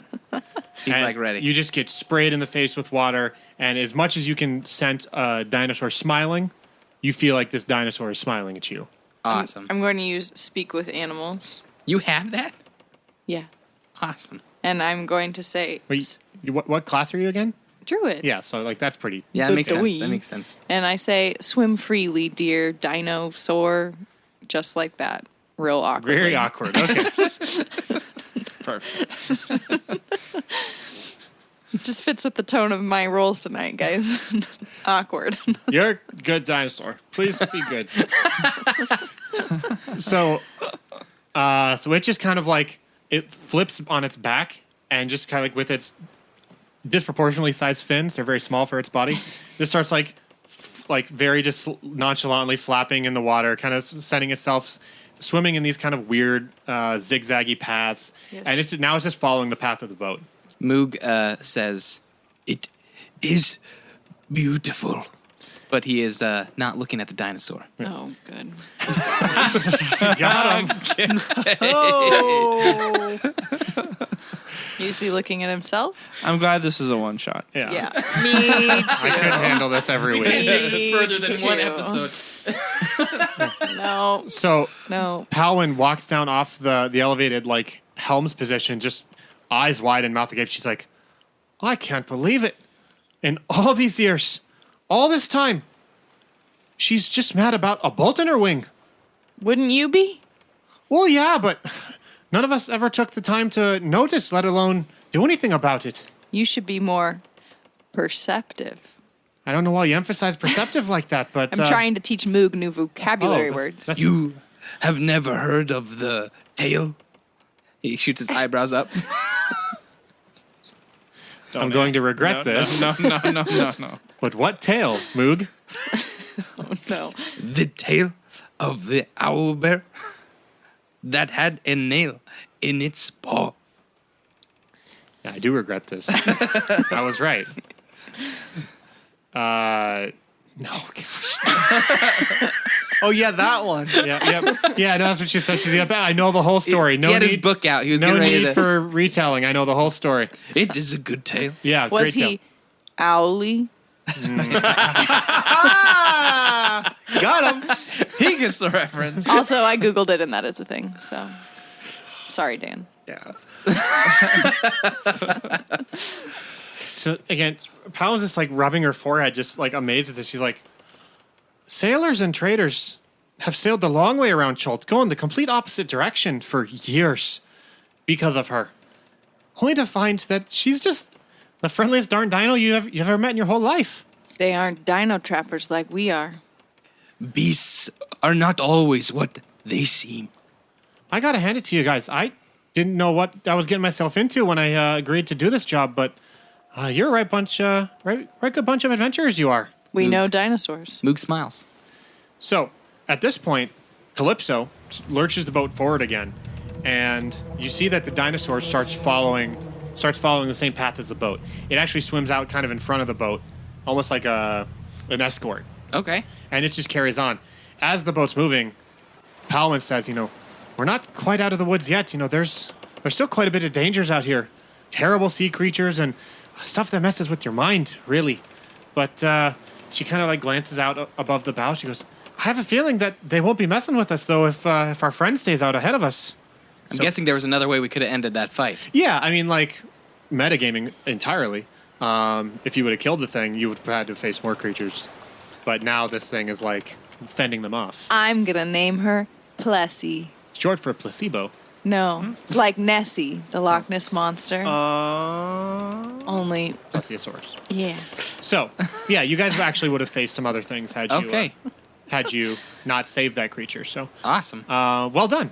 You successfully did not kill a dinosaur that you could have killed. It's an odd turn for dinosaur trappers, but We're trappers. We're not killers. that's true. I did ask the man, are you going to harm the mini T-Rex? The tiger. T-Rex? T-Rex. So, the Nautilus continues sailing towards Refuge Bay, the cove surrounding the destroyed ruins of Ishao. Once within range, Powin signals for Arik to release the boat, like the little rowboat that's attached to the side, so the four of you can hop on and head into land. The ships that big can't really sail right up against the shore because it has no way of getting out. So They probably need to make repairs too, I would bet. yeah, it's going to spend the time that you're on shore making the repairs and stuff like that. All right, you get on the boat again. This is probably 2-3 p.m., so the sun is still pretty well ahead. Moogle row. Okay, you hop Thank in you. and you head towards shore. It doesn't take you very long, maybe 5-10 minutes. And you get to shore, you beach the boat, and you make your way towards the entrance of this really dense jungle. So, what do you guys do? This is your time to shine as trappers, Guys, this is uncharted territory. for the most part. For the most part. I do need to the dinosaur out there that decided to like splash zone us. Yeah. Got some of my equipment wet. Okay. Do we have time to just rest for a second so I can go through that? Yes. You can take a short rest. I will look for tracks. Okay. Okay. If you're So- going to look for tracks, Yes. I need you to roll me a survival check. I'm skilled in that, Reed. Hey, I figured you might be. That's 21. Okay. While Switch is kind of airing out his gear, you're kind of just sitting on the beach, catching your breath, relaxing. And after a few minutes, Moog comes over and says to you guys that he thinks he's found some tracks. You're not sure if it's small dinosaurs Sure. or maybe a large group of humanoids. Okay. Because again, you know that this area is pretty overrun with exotic dinosaurs. Yeah. So this would be a pretty common place for trapping companies like yourself to hunt these. Okay. Either way, you know it's heading into the jungle, and you can track it with pretty relative ease. Alrighty. You guys move through the jungle, trying to track the path of the dinosaurs, and you come across this like super rundown village of a time like long since past. Looks ancient, just at a first glance. The houses are like formed out of really rough logs and mud, and with like straw and other foliage being used as the roof. There are no paved roads or signs of advanced technologies anywhere. So you feel kind of like you've just stumbled in this like almost like time warp of like old technology and antiquated lifestyles. It's deserted. There's no one there. But just with all of this area, there's a lot of like muddy footprints, stuff like that. And I need to have you roll me another nature check to determine if you can track appropriately. Nature or survival? Survival. Sorry. Okay. Sorry. Another natural 20. Okay. While he's trying to find things, Sid remembers that she has the velvet pouch, and so she's going to pull it out and open it. Okay. Inside the pouch, you see 4 rings. Ooh, I forgot about that already. me too. No assistance. She's really happy about it because she likes shiny things. Wait, did I say 4? I meant 3. I have 4 fingers. Hey guys, I found these rings. Cool. Why don't you wear them? No, I want you to have one. No, I'm good. No, You are this is- gifting a ring? Carlton, don't wear that unless everyone. it's dope. It is dope. Look, and I hand him the dopiest. Oh. What do they look like, the 4 rings? Just silver rings. So they're all just simple silver rings? Yeah. Notice I said dopiest and not dopest. Yeah. Okay. I really think it would be helpful if we had some company insignia, but we don't have that. So this is the best we've got in this moment. It's our brand. You got to protect the brand. Dino 210. Yeah. This is our uniform. now? Moog, Yes. Moog, if Sid wants us to wear the rings, Moog puts one on his pinky. Okay. You feel a certain sense of calmness come across when you put it on. You're very at ease. Thank you, Sid. Okay, I put mine on. Okay, same thing. Okay. So, despite the heavy foot traffic around this area and the kind of crappy terrain, you're just dialed in, man. I'm in the zone. Yeah, you move exactly where you know you need to go, and you're able to follow this path to completion all the way exactly to your destination. And after about 30 more minutes of moving through the jungle, you come across another civilization, another one of those like ruined houses and stuff like that. Except this time, you see activity. There's stuff moving. There's individuals moving. People. People even. Multiples. Oh. There are people here. What do they look like, Reed? So they're tall, kind of, they're very slender, but muscular build. Are they cats? No. Oh, uh-oh. Oh. Are they More dogs? appropriate. They have a lot of adornment on their clothes, so they're pretty like slimmed down. Not a lot of like covering or excessive clothes. They feel like maybe it's used for better mobility. Okay. But they've got like leathers and some kind of bone interweaved in there. I will say they're tall and kind of like mixture of like green tan skinned, but they've got pointed ears like an elf. They look like they're just roaming around their civilization, carrying on like normal. Carlton would like to stealth in and get a closer view. Okay, go ahead and roll me a stealth check. 15. Okay, so you're just like, hold on, guys, I got this. The 8-foot tall guy is going to move in quietly. Look at that moving tree. You make He your way. he rubs mud really slowly over his muscly arms. Kind of like Arnold Go on. Schwarzenegger This in is on. clean, Predator. man. In Predator? Sure. Still got your shirt on, right? This is clean. He's got like it's cut off. This is clean. It's a cutoff. It's just a vest. It's cut off. Just in case there's a draft covering your abdomen and not your arms. That's fine. So you start moving your way up. You're moving actually surprisingly stealthily through this kind of dense jungle to a point where you just kind of get to a little bit of a clearing where these houses and huts have been set up, and you kind of like peel back some branches with your hands, and you're kind of looking through, and then to your left you hear a whisper, "What are we looking for?" And you look over, and it's like one of those people. Sup. So the creature next to you stands up and like kind of starts trying to drag you out of the brush into the clearing. Is he 8 feet tall? He's not 8 feet tall. He's like 6 feet tall. We're watching all this happen from. As soon, yeah, like you can see a second creature stand up out of the brush next to Carlton. Oh, look. The Goliath. He got Saul because he was trying to be sneaky. That's so weird. I just roll my eyes and start walking towards Carlton. I'll go Moogle. too. Moogle follow. So as you guys are walking there, everyone is now aware of your presence. They course. turn, and one guy he's kind of got this long staff with a bone like in a C shape, but it's real jaggedy and pointed on one end, and it's attached to the end of this staff. So he just kind of uses it like a walking stick more than anything. Not hostile, not pointing it at you guys or aggressive at all. He walks up and just puts his hand up and says, "Hello, strangers. What are you doing in my jungle? Doing a nature walk. You seem very well equipped for a nature walk." Have you seen the jungle? Moog leans over and goes, Switch, we are hunting a dinosaur. Thank you. Thank you for saying that. We are not Uh, hunting. You start hearing a bunch of murmuring throughout the crowd. You are here to hunt dinosaurs. We're not No. hunting dinosaurs. No. He has a very, very primitive understanding of language. He does not understand what hunting means. We are not hunting them. What are you doing with the dinosaurs? If you must know, we just saved one. That is evasive and not answering my question. Listen, can we continue? Or I cannot stop you. We will not stop you. We only ask that you respect the rule of nature here.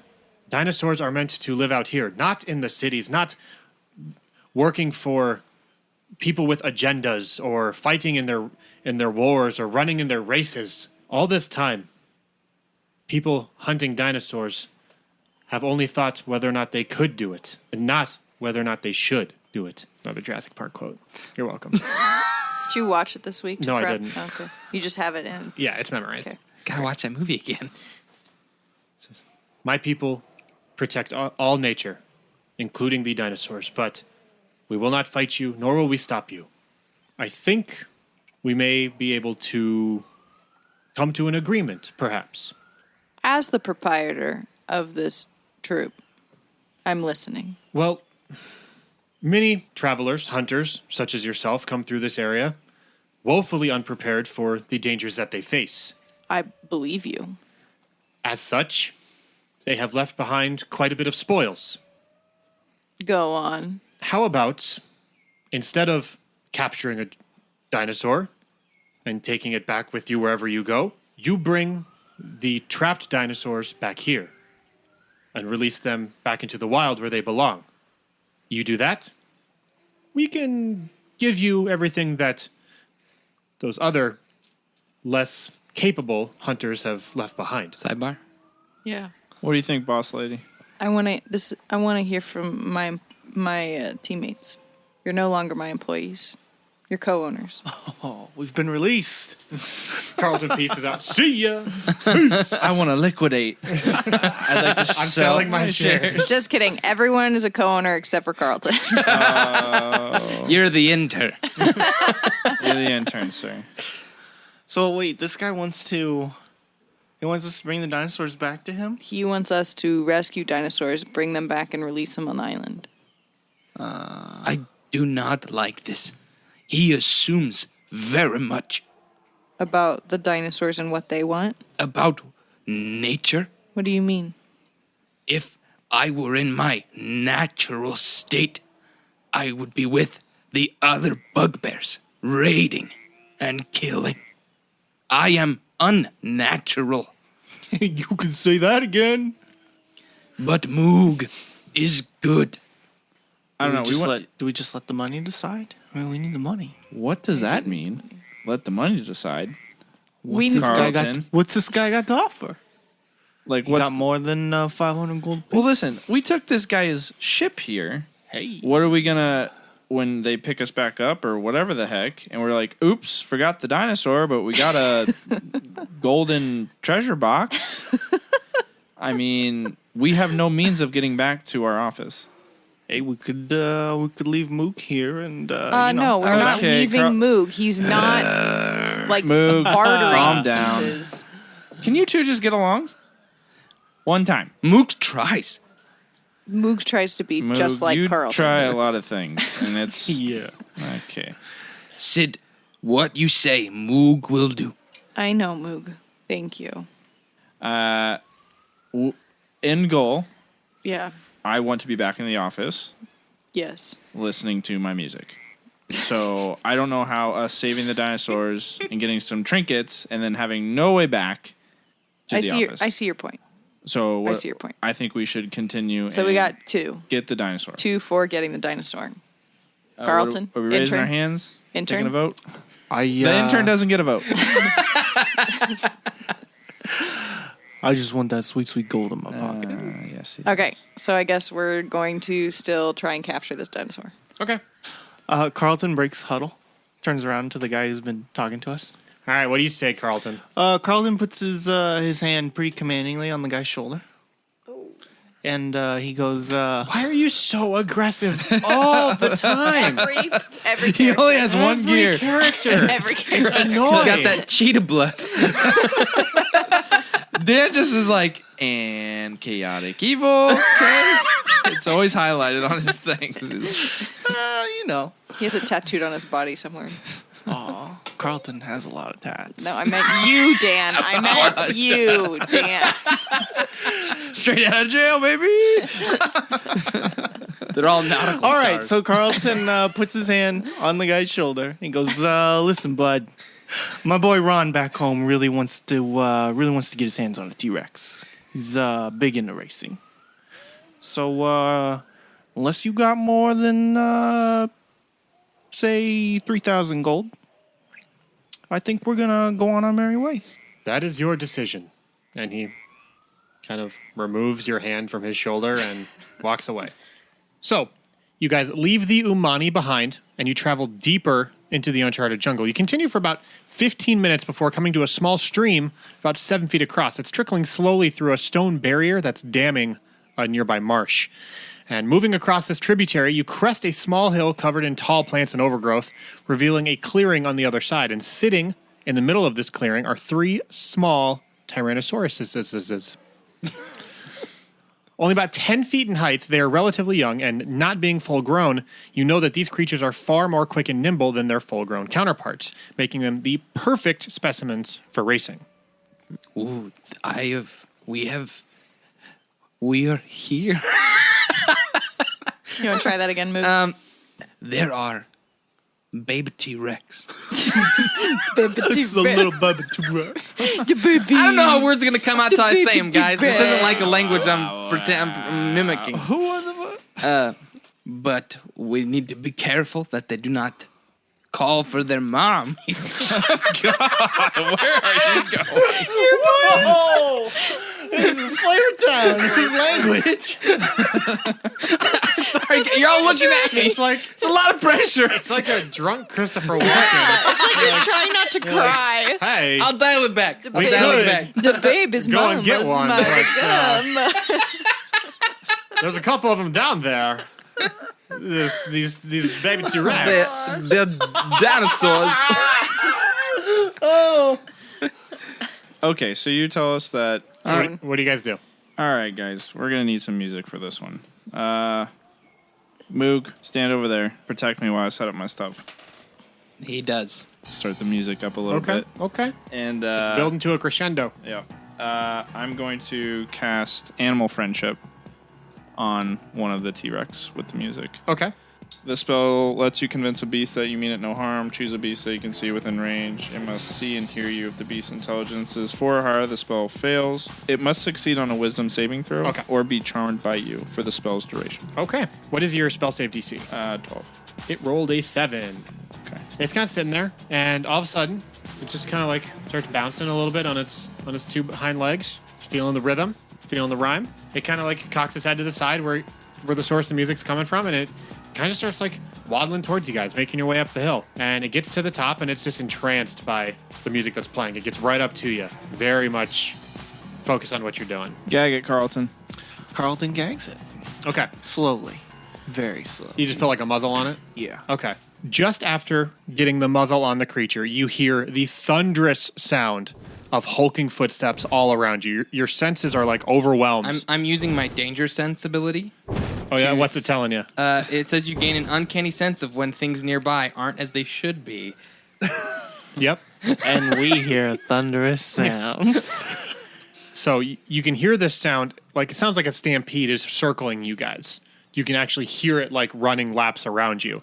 And just at the very end of this lap, it bursts out of the tree line in front of you, this massive T-Rex. It leaps forward and lets out a mighty roar. And the young dinosaur that you've taken is like shaken from its little trance that it had, and it begins to whimper through its muzzle, which is not a great sound for an adult mama dinosaur to hear. It's a prank. Her baby dinosaur whimpering. You've been punked. Just kidding. So what do you guys do? Can we ask the dinosaur if it has a baby it cares less about? Yeah, like a runt. Runt to the litter. Which is your least favorite? Can we give one of our party for the baby? One for one trade. The old one for Moog, one? back to For an the exchange. back to the wild. Oh, Dan, it's you. yeah. Carlton's going to the mama. She'll take good care of you, promise. So the baby dinosaur's not going anywhere. Like, we either have to like let it go or fight the mama. Correct. That's the option. We can't run with it. No. My guess is that It's futile. the dinosaur is going to try and like retreat back to its mom. So you'll have to guide it if you try and run. And Okay. I mean, this is the question though: is like, do you kill a dinosaur even though you guys are just trappers, or do you return the dinosaur and potentially go out of business forever? Moog pulls out his Man of action. this massive weapon from behind his back What is it? called a barkandur. And How do you say bark? that in normal? Like tree bark? goblinoid. It's goblinoid for weapon of death. Oh, you speak goblin now. He's a bugbear. That's their native that's language. What they speak. Okay. Okay. That's why he has trouble speaking common. If you haven't picked that up, Respect. I thought it was just because you were a wild animal. no. But what this The is, bugbear education system is quite terrible. It's really failed him. it's like a great axe with like 2 heads. One on each side. There's no like the double bladed lightsaber. You know what I mean? It's got blades Yeah, on both yeah, sides. yeah. This one has double headed axe heads on both sides. Oh, and it's danger. really long. So the weapon of death, man. I guess. And he roars back in response to the T-Rex. Okay, I think that's declaring initiative, your intent to fight. So let's roll them. For sure. Roll initiatives. 12. Carlton, 12. I'm gonna die. Can anyone beat 12? I got 12, Okay. and my dexterity is I think Carlton's probably higher because he's 9. a ranger. 6. Okay. Well, fun stuff. The dinosaur gets to go first. of course. Yeah. Oh, good. Moog, I gotta be honest. The dinosaur probably would have had to do a coin flip on who to attack before you got out in front of everybody and yelled at it. So I think it's gonna go after you. Okay. All right. I mean, I think that was kind of Moog's goal. This is terrifying because I know nothing about dinosaur stats. Well, here's what you should. We're trainers. We're trappers. We No. have a Kelsey. Yeah. Kelsey knows nothing about dinosaur stats. Okay. Kelsey is I know a lot about terrified. Here's what you should know. Stand perfectly it's a still. Dinotopia. It's a T-Rex. It won't see you. There is a possibility that it could one hit you. Oh, great. okay. It's just how this goes Okay. because it's a full-grown Tyrannosaurus. So Whatever, it's a one-off anyway. yeah, there you go. Yeah, if we lose the kid, Death is permanent here. that is just permanent. Yeah, that's all. This T-Rex is going to lunge forward, stepping in the river, and then reach out and snap at you. Okay. It's going to try and bite you. 23 to hit. Oh. That is a hit, Reed. Okay. Moog, he gets you by the waist, picks you up, and just chomps down on you, dealing you 27 points of damage. Ow. So I need you to roll me a strength or dexterity saving throw to escape this grapple that he's going to Okay. try and do to you. 16. Okay. So as he picks you up and his teeth start digging into you, Can I have like one, like a teeth in each hand, like a tooth in each hand? A teeth in each hand. he's really in character. He can't speak right now. Did you roll strength or dex? Strength. Okay, definitely then that's fine. We'll say that you grab a tooth in each hand and you pry it open just enough to slide out, and Okay. you slide back down to the ground. strength. Okay, grab my Harkandur. Perfect. Carlton, you're up. Carlton's pretty terrified of this beast, but he's going to cast Hunter's Mark on it. Okay. Then I'm going to go up to it with my battle axe and just start hacking away. Okay. Oh, just a regular battle axe, huh? Yeah. Yeah. I only need a regular battle axe. Oh. 25 to hit, You got him. 12 damage. Okay. So while he's got Moog in his clutches, you walk up kind of near his left side leg and just dig that axe right into where the leg meets the body. And while Moog thinks that he was strong enough to pry the jaws apart, it's the searing pain of an axe in its side that causes him to release his grip a little bit, and Moog slips right out. So you deal him 12 points of damage. Nice. Anything else? That's it. Okay. Moog, it is your turn. All right. Moog, with the Harkandur in his hands, he will run towards the beast and attack regularly. After all that, you're not a little upset? You can do what you want, but I'm just surprised. In my flaws, I legitimately wrote there's only one thing that will make him rage. Okay, that's fine. That he's fighting to maintain his humanity no matter what. So he's going to run towards... where did Carlton attack again? From the left side. So he's going to run towards the left side and try and double up on the same spot. Oh, okay. 24, That is a hit. 11 damage. Okay. So yeah, you walk up to him and you kind of like pick up your side as you pull yourself off the ground. You're bleeding pretty good. But kind of dismissing that thought, you drag your... What's it called? Harkandur. That you drag it across the jungle floor, and then you get to where Carlton has already laid his axe on him and slice upward right in the underside of the leg and deal even more damage. Well done. So that brings us to Oliver. All right. These are my worst fears come true. All right. He's just going to throw his speakers down. He doesn't have time to set up anything, so... No light show, just No, no straight fog? to the music. Okay. Straight to the music. Box. beep. I appreciate Pops, the beep. getting right to it. He's going to crank it, and I'm going to cast blindness. Okay. What does he have to roll? Constitution saving throw. Okay. She's pretty constitution-y. Okay. What's your spell save DC? 12. No lie, crit fail. Yes. DJ Yes. Yes. DJ Switch coming in hot. With those- Okay. So, just as you're getting your equipment set up, you crank the volume knob and the music blares loudly. The dinosaur gets really confused, and then coming from your equipment is a blinding, piercing light that the dinosaur stares straight at. And as soon as the beat drops and everything goes back to normal, the dinosaur just is totally blind, can't see anything, and your music is still pumped in the background. So well done. Didn't have those eclipse glasses. No, he did not. And then I'm going to do a bonus action, and I'm going to cast Healing Word for my boy Moog. 8. All right, very good round. DJ Switch. That brings us to Sid. Great. I am upset about what happened to Moog, and so I am going to wild shape into Deinonychus. Chus. Come again? Fire with fire. Deinonychus. It's a larger cousin of the Velociraptor. Okay. And that's a bonus action because of my druid choices. And so then I will use my action to multi-attack. Okay. Fire for fire. Oh. One is that's 2 natty 20s. What? Yeah. What are the statistic possibilities of that? 1 in 400. Saving it for Wizards of the Coast, are we? That's for you, For our Greg, special- Tito, and Shelly.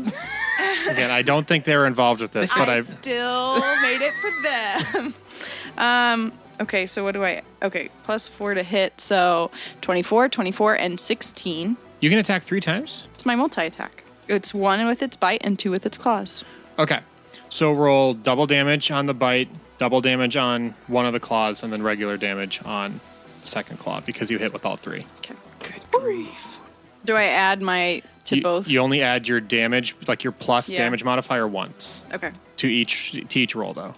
So 13. 14. So that's 27. And then Just, what was the last damage number? I did it 4. one. Okay. What was the total damage? 31 Oh my gosh. as a level 3 character. That would have one-shot me. Okay. While Moog and Carlton have the T-Rex distracted, you go right for the throat. You climb up this creature and plant your jaw around its neck and just use both hands to claw at it wildly, and it is very upset. the Deinonychus is known for feeding while the creature's still alive. So That would explain the 220s. You're eating it. It is its turn, and it be angry. So, out of nowhere, it's blind, it's confused, the music was overwhelming, and it just starts bleeding profusely from all of these neck wounds that it's receiving right now. It's going to try and reach down and snap at you with its jaws. that's fair. Yeah. Does a 12. Nope. Okay. And that's your Deinonychus stats, right? Yep. Okay.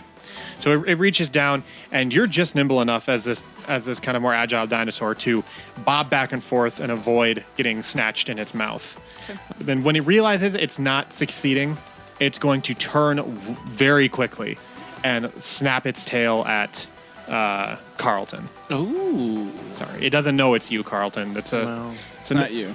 Carlton just froze because he was taught that if you stand still, T-Rex can't see. 19. Oh, yeah. Yeah. Okay. It turns around and is going to whip its tail very suddenly at you. Carlton doesn't understand why this is happening. She's like, this is not how it should be going. 17 bludgeoning damage. And it sends you flying backwards 10 feet. And you go skidding across the jungle floor right into that rocky barrier that was keeping the marsh dammed up. Yep. And you smack the back of your head into one of the stones, and it comes it dislodges itself, and all of a sudden, like, water starts pouring out a little bit faster, not like gushing out, but just like the flow of the water picks up. But you're just sitting there like, rubbing the back of your head, really hurt and dazed. So that is the dinosaur's turn. It is your turn now, Carlton. So you can do what you like. How's that dino looking? It's bleeding pretty good. It's got 2 axe wounds in its left leg, and you can see blood start to like run down the front of its body. Like it's in bad shape, or just a bad day at the office? Like we just really irritated it.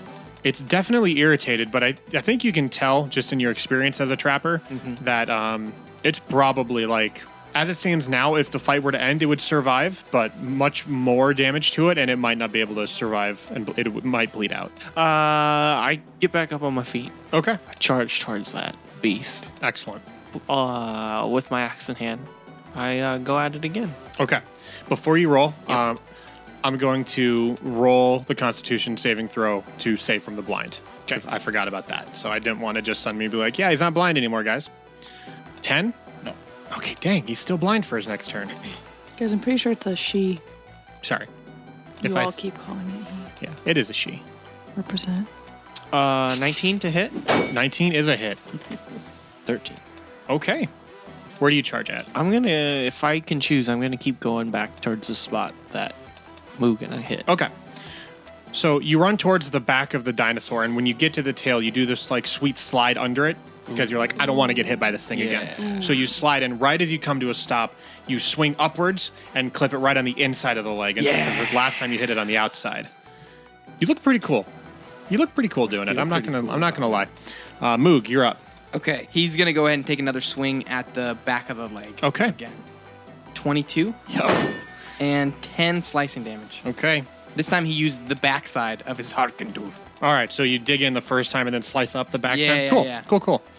All right, you do that, and it keeps letting out screams because it's just, and it doesn't know where it's getting attacked from. It's just getting hit, or she doesn't know where she's getting attacked from. It's just hitting her everywhere. Okay. And she's confused and disoriented and really, really not happy right now. So that brings us to Oliver.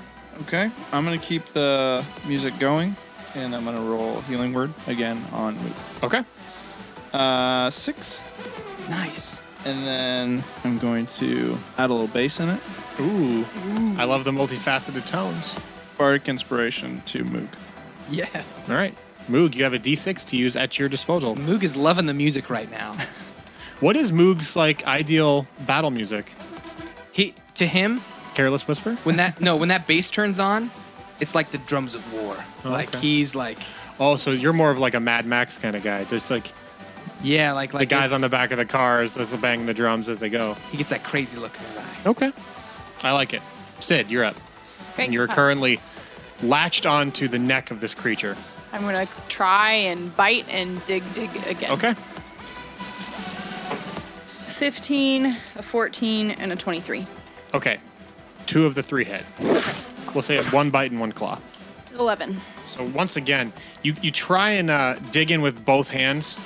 One of them hits maybe one of the harder, scalier parts of the skin, and your claws just kind of like bounce off, and so you're almost about to fall when the right hand digs in, and then while you're hanging there, you pull yourself up and latch back on with your mouth. It is her turn. She's gonna try and bite you again, Sid. Natty 20. Okay, well. Natty 20. Oh boy. Sid's probably gonna go down here. Yeah, even through all of her. Well, all you do Wild in shape. wild shape, Like you just, thinking of the damage that you took yeah. without it being a natty 20. Oh, Yeah, geez, but it wasn't a natty 20, wasn't it? Oh my gosh. Maybe she has Wild Shape plus, but if it goes past her. She just turns back to. But regular. takes the damage on top of it Yeah, still. but she still takes the... How many hit points does your dinosaur have? 26. So you'll take 26 right off the top, and then you'll apply the rest of the hit points to you as a person. Okay. 45 damage. Okay. I have exactly 45 hit points. That downs you then. Yep. I'm down. So, blinded, like literally blinded, and also in a furious rage, you see this T-Rex reach down instinctively at that last neck bite, and it just chomps down on this creature, this Deinonychus, and it picks up, like throws her up in the air. She goes flailing for a bit, and then lands back in her mouth and just crunches down hard. You can hear bones snapping, all kinds of messed up stuff, and this all happens in an instant. The big T-Rex tosses the body to the side, and you see a tabaxi hit the ground. Obsidian! That's your full name, right? Obsidian vein. Yeah. Yeah. The T-Rex lets out a massive roar after that. No fudging on the dice rolls, guys. Double damage is Rip. death. If you You're take not- double your... You're still hit points. just It unconscious. has to be double Yeah, but damage my Deinonychus from, is- from Yeah, the top it's to the Your negative. Deinonychus is So I gone for closed sure. the book and I said, rip. As if that wasn't enough, T-Rex is going to multi-attack. So now it's going to turn and try and tail whip you there, Moog. Still blinded. Still blinded. It will attack with disadvantage. 15. Meats. Gosh darn it. Sorry, man. It's all right. 13. And Down you, to single digits now. and you go skidding across the jungle floor, Okay. sailing about 10 feet before you hit the ground. I'm guaranteeing you right now, everybody listening to this show that knows what a third level barbarian can do is hating me for the way that I've played this fight. Probably. It's all right. It's all right. And Mama just rolled a natty 20 to save from her blind. Oh, she's back in the game. Hey, she's gonna waste a 20 on a save from blind. I'm cool with that. Well, she rolled 2 20s to attack with the bite, so she's just been rolling them like crazy lately. So She doesn't just have one in her arsenal. There's more in the bag. There's more There's in more the bag. 20s in the bag. Carlton. He's going to attack the open wound that he's created. Okay, I love it. Hoping he can do some more damage. Nope. That's a 9. 9 is unfortunately a miss. So right where you're about to target and you swing your great axe is when the Mama T-Rex whips her tail very suddenly. So you swing wildly, but you just hit thin air. The tide is turning quite rapidly right here. So I go prone. No, I don't go prone. What? I stand perfectly still. okay, that's all you're gonna do though. Yep. Go pro. That's the first time someone has failed to hit this thing. Its AC is actually quite low. So that brings us to you, Moog. I'm down. Like Moog. Okay. Moog is legitimately shaking, like he sees Sid, and in Sid is all of his hopes and dreams of being civilized and having a future amidst regular people. And so seeing her fall, everything from his past just comes flooding back in. It's almost like now it's like just he can just hear his heartbeat like beating super heavy in his head. He's going to full on rush back at Mama T-Rex. Okay. And he's going to go rage, reckless, and frenzied. Okay. Everything. So he's going to Give me have the works. advantage on his attacks because he's recklessly attacking. Yep. And he's going to be able to make a second attack because he's attacking frenzied. Okay. And he's going to deal a little extra damage if he hits. 24 for the first attack read. That's a hit. 15 for the damage. And then the second attack, frenzied, Yep. like foaming at the mouth. Natural 20 read. Oh, boy. That was literally the perfect, because I'm probably going down next round, but that was the perfect time to roll natural 20. That's what you need to do. That's what I needed to do. Don't be ashamed of that. 16 damage. Oh man, my heart's beating, guys. I'm sorry. That was... So you rush in, charging back at this creature. You run up its tail, up its back, and plant your axe twice into this creature's back, right between the shoulder blades. Once with each side. Of Yeah, the once with each side. harpoon. And it falls to its knees. Lets out a mighty roar. No, it's not dead yet. Oh man. Almost. Oh man. Almost. Oliver, it's your turn. Since he saw Sid go down, I think he's gonna. He never does the base that high, but he's gonna turn up the base and kind of not worry about the other people in the area. So he's gonna turn up the base all the way and cast Earth Tremor on the dinosaur. Okay. So that's a 10-foot radius Okay. for anybody there, and you have to make a Dexterity saving throw. On a fail save, a creature takes 1d6 and is knocked prone. If the ground in that area is loose, earth, or stone, it becomes difficult terrain until cleared. We'll say, for the sake of flavor, that you're like out in front of the T-Rex, which would put Moog and Carlton towards the back, and the T-Rex's head is within the 10 feet, but not all of its body. Sure. I don't want to have to make you guys That's roll. the nicest I do thing have you've ever done I do for have us. bardic inspiration that I could roll. Save that for something else. He's Okay. being kind. Okay, I'll accept. Accept the kindness. kindness. Dexterity saving throw. 11. No. Is it 12? Yeah. Dude. It has no dex modifier, so it's just the natural roll. It starts stomping around wildly, and then all of a sudden, the earth beneath it starts like shock waving and riptiding almost, and it loses its footing. Both of its legs go out from under it, and it slams on its side. Moog, you can jump off. Definitely. Yeah, without any consequence. I'm like closing my ears because it's like too much. The bass is too much. Yeah, the bass too much. And okay, Sid, I need you to roll me a death saving throw. Gosh. Come on, Sid. 5. We're 1 down. It is Big Mama's turn. This could be it. The dinosaur is going to stand back on its feet. That would have been a great move if you were like right after the dinosaur, because then all of your melee friends would have had advantage on their attacks. Still did damage, though. It still did damage. Knocked prone, but now she can get back up. Well, yeah, because she just spends her movement to stand up. Oh, what was the damage on that, by the way? Oh, yeah, sorry. 6. Okay. So she stands up, very wobbly. Even putting weight on her legs is almost too much for her to handle. And with her last gasp, she is going to tail whip Carlton and try and bite at Moog. Oh, Does a 15 hit your AC? you know it does, Reed. It does exactly. I rolled exactly 10. You know what's funny is I also have a shield. But I can't use my weapon of death if I'm wielding the shield. No, sir. All right, this might be it for you, Moog. Sorry, buddy. Like permanent it? Well, I mean, no, probably not. I didn't. It's 38 damage, then I'm definitely No. permanently dead. No. 26.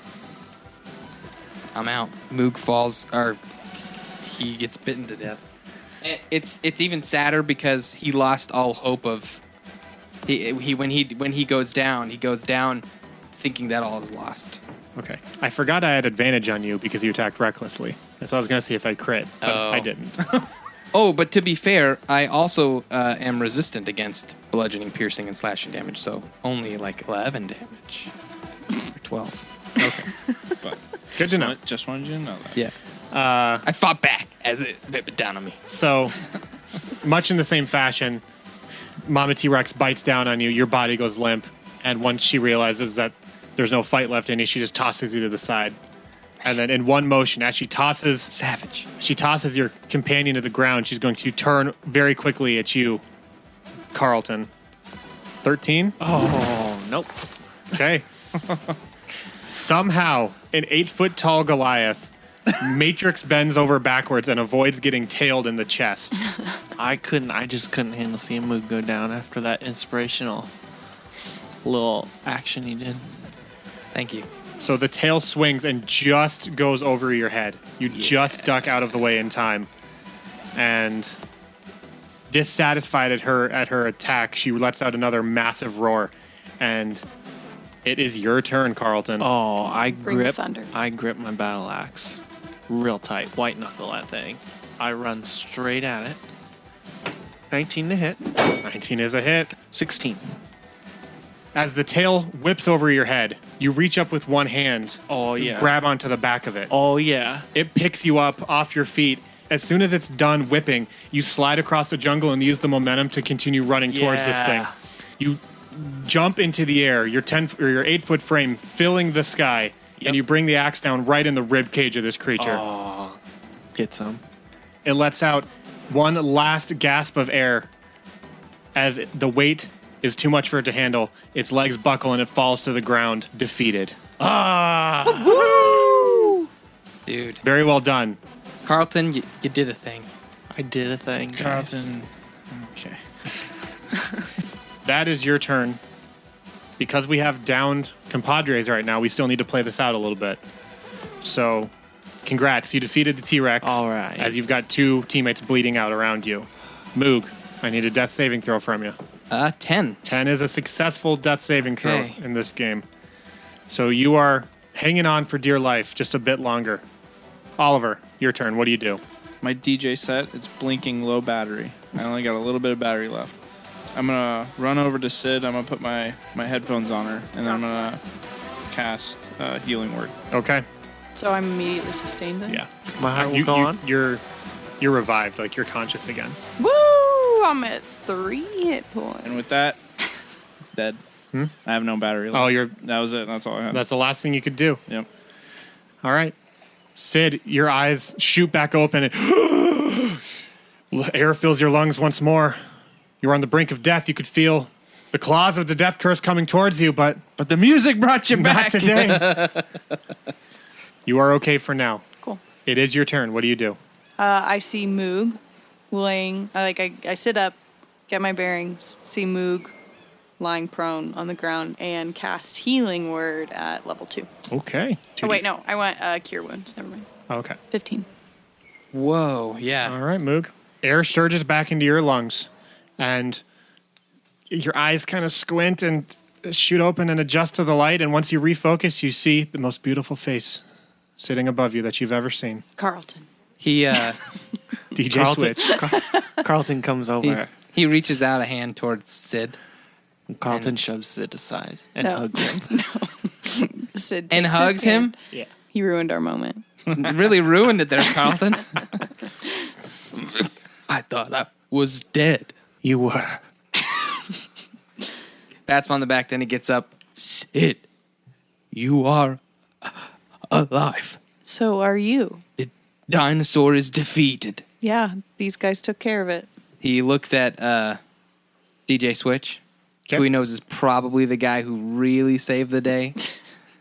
And he says, You are good friends. I know, buddy. I'm glad you're alive too. So, you guys pick yourself up, brush yourself off, and stare the corpse of the Mama T-Rex down as you take the young Tyrannosaurus, still muzzled and whimpering, but you lead it out of the more dense part of the jungle. You walk past the Imani tribe. It stares we're, daggers like, at you. limping and Yeah. bloody still. And it shoots daggers at the four of you as you are escorting this dinosaur out, bound and gagged. And it's tough to look at them, but, they don't stop you because that's not what they're about. And Really trying to make us feel it there, Reed, aren't you? you made your decision. I'm chaotic neutral, so it Carlton doesn't make kind of me wants feel to bad. go back and break the dam. Just for those Classic- daggers. classic How dare Danny. they? We almost died. You're going to seriously die if you are right in front of a dam that breaks. It'll ruin their preserve. So you load this creature up into your rowboat, take it back to the FNV Nautilus. How are the captain and Eric doing? They're doing great. They just got the ship repaired from your encounter with the Plesiosaurus, and you put the dinosaur in the crate and make your way back to the city of Port Nyanzaru. Does Plessy come with us? But no, she escorts you as far as she can, but she doesn't go the whole way. I wave. She waits Goodbye. back. Mook's going to spend the whole journey doing nothing but just writing in his journal a lot. Very well done. You return back to Port Nyanzaru. Give Ron Drummond his sure-to-be race-winning dinosaur, and he bestows upon you the gift of 500 gold each, enough to keep Dino 210 open for quite a bit longer. Well done, everyone. Papa bless! We did a one-off. You did a thing. That is the end of our interpretation of Tomb of Annihilation. Podcasts of Annihilation. Well, yeah, but it's the Tomb book. Right, yeah, I we get were it. participating I in get Podcast of Annihilation.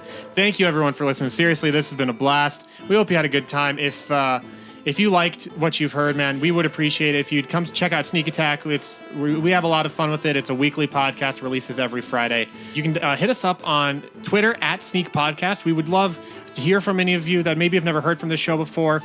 Huge shout out and thanks to our friends Greg Tito over at Wizards of the Coast, everyone who is involved with Podcast of Annihilation. This has been just an absolute treat.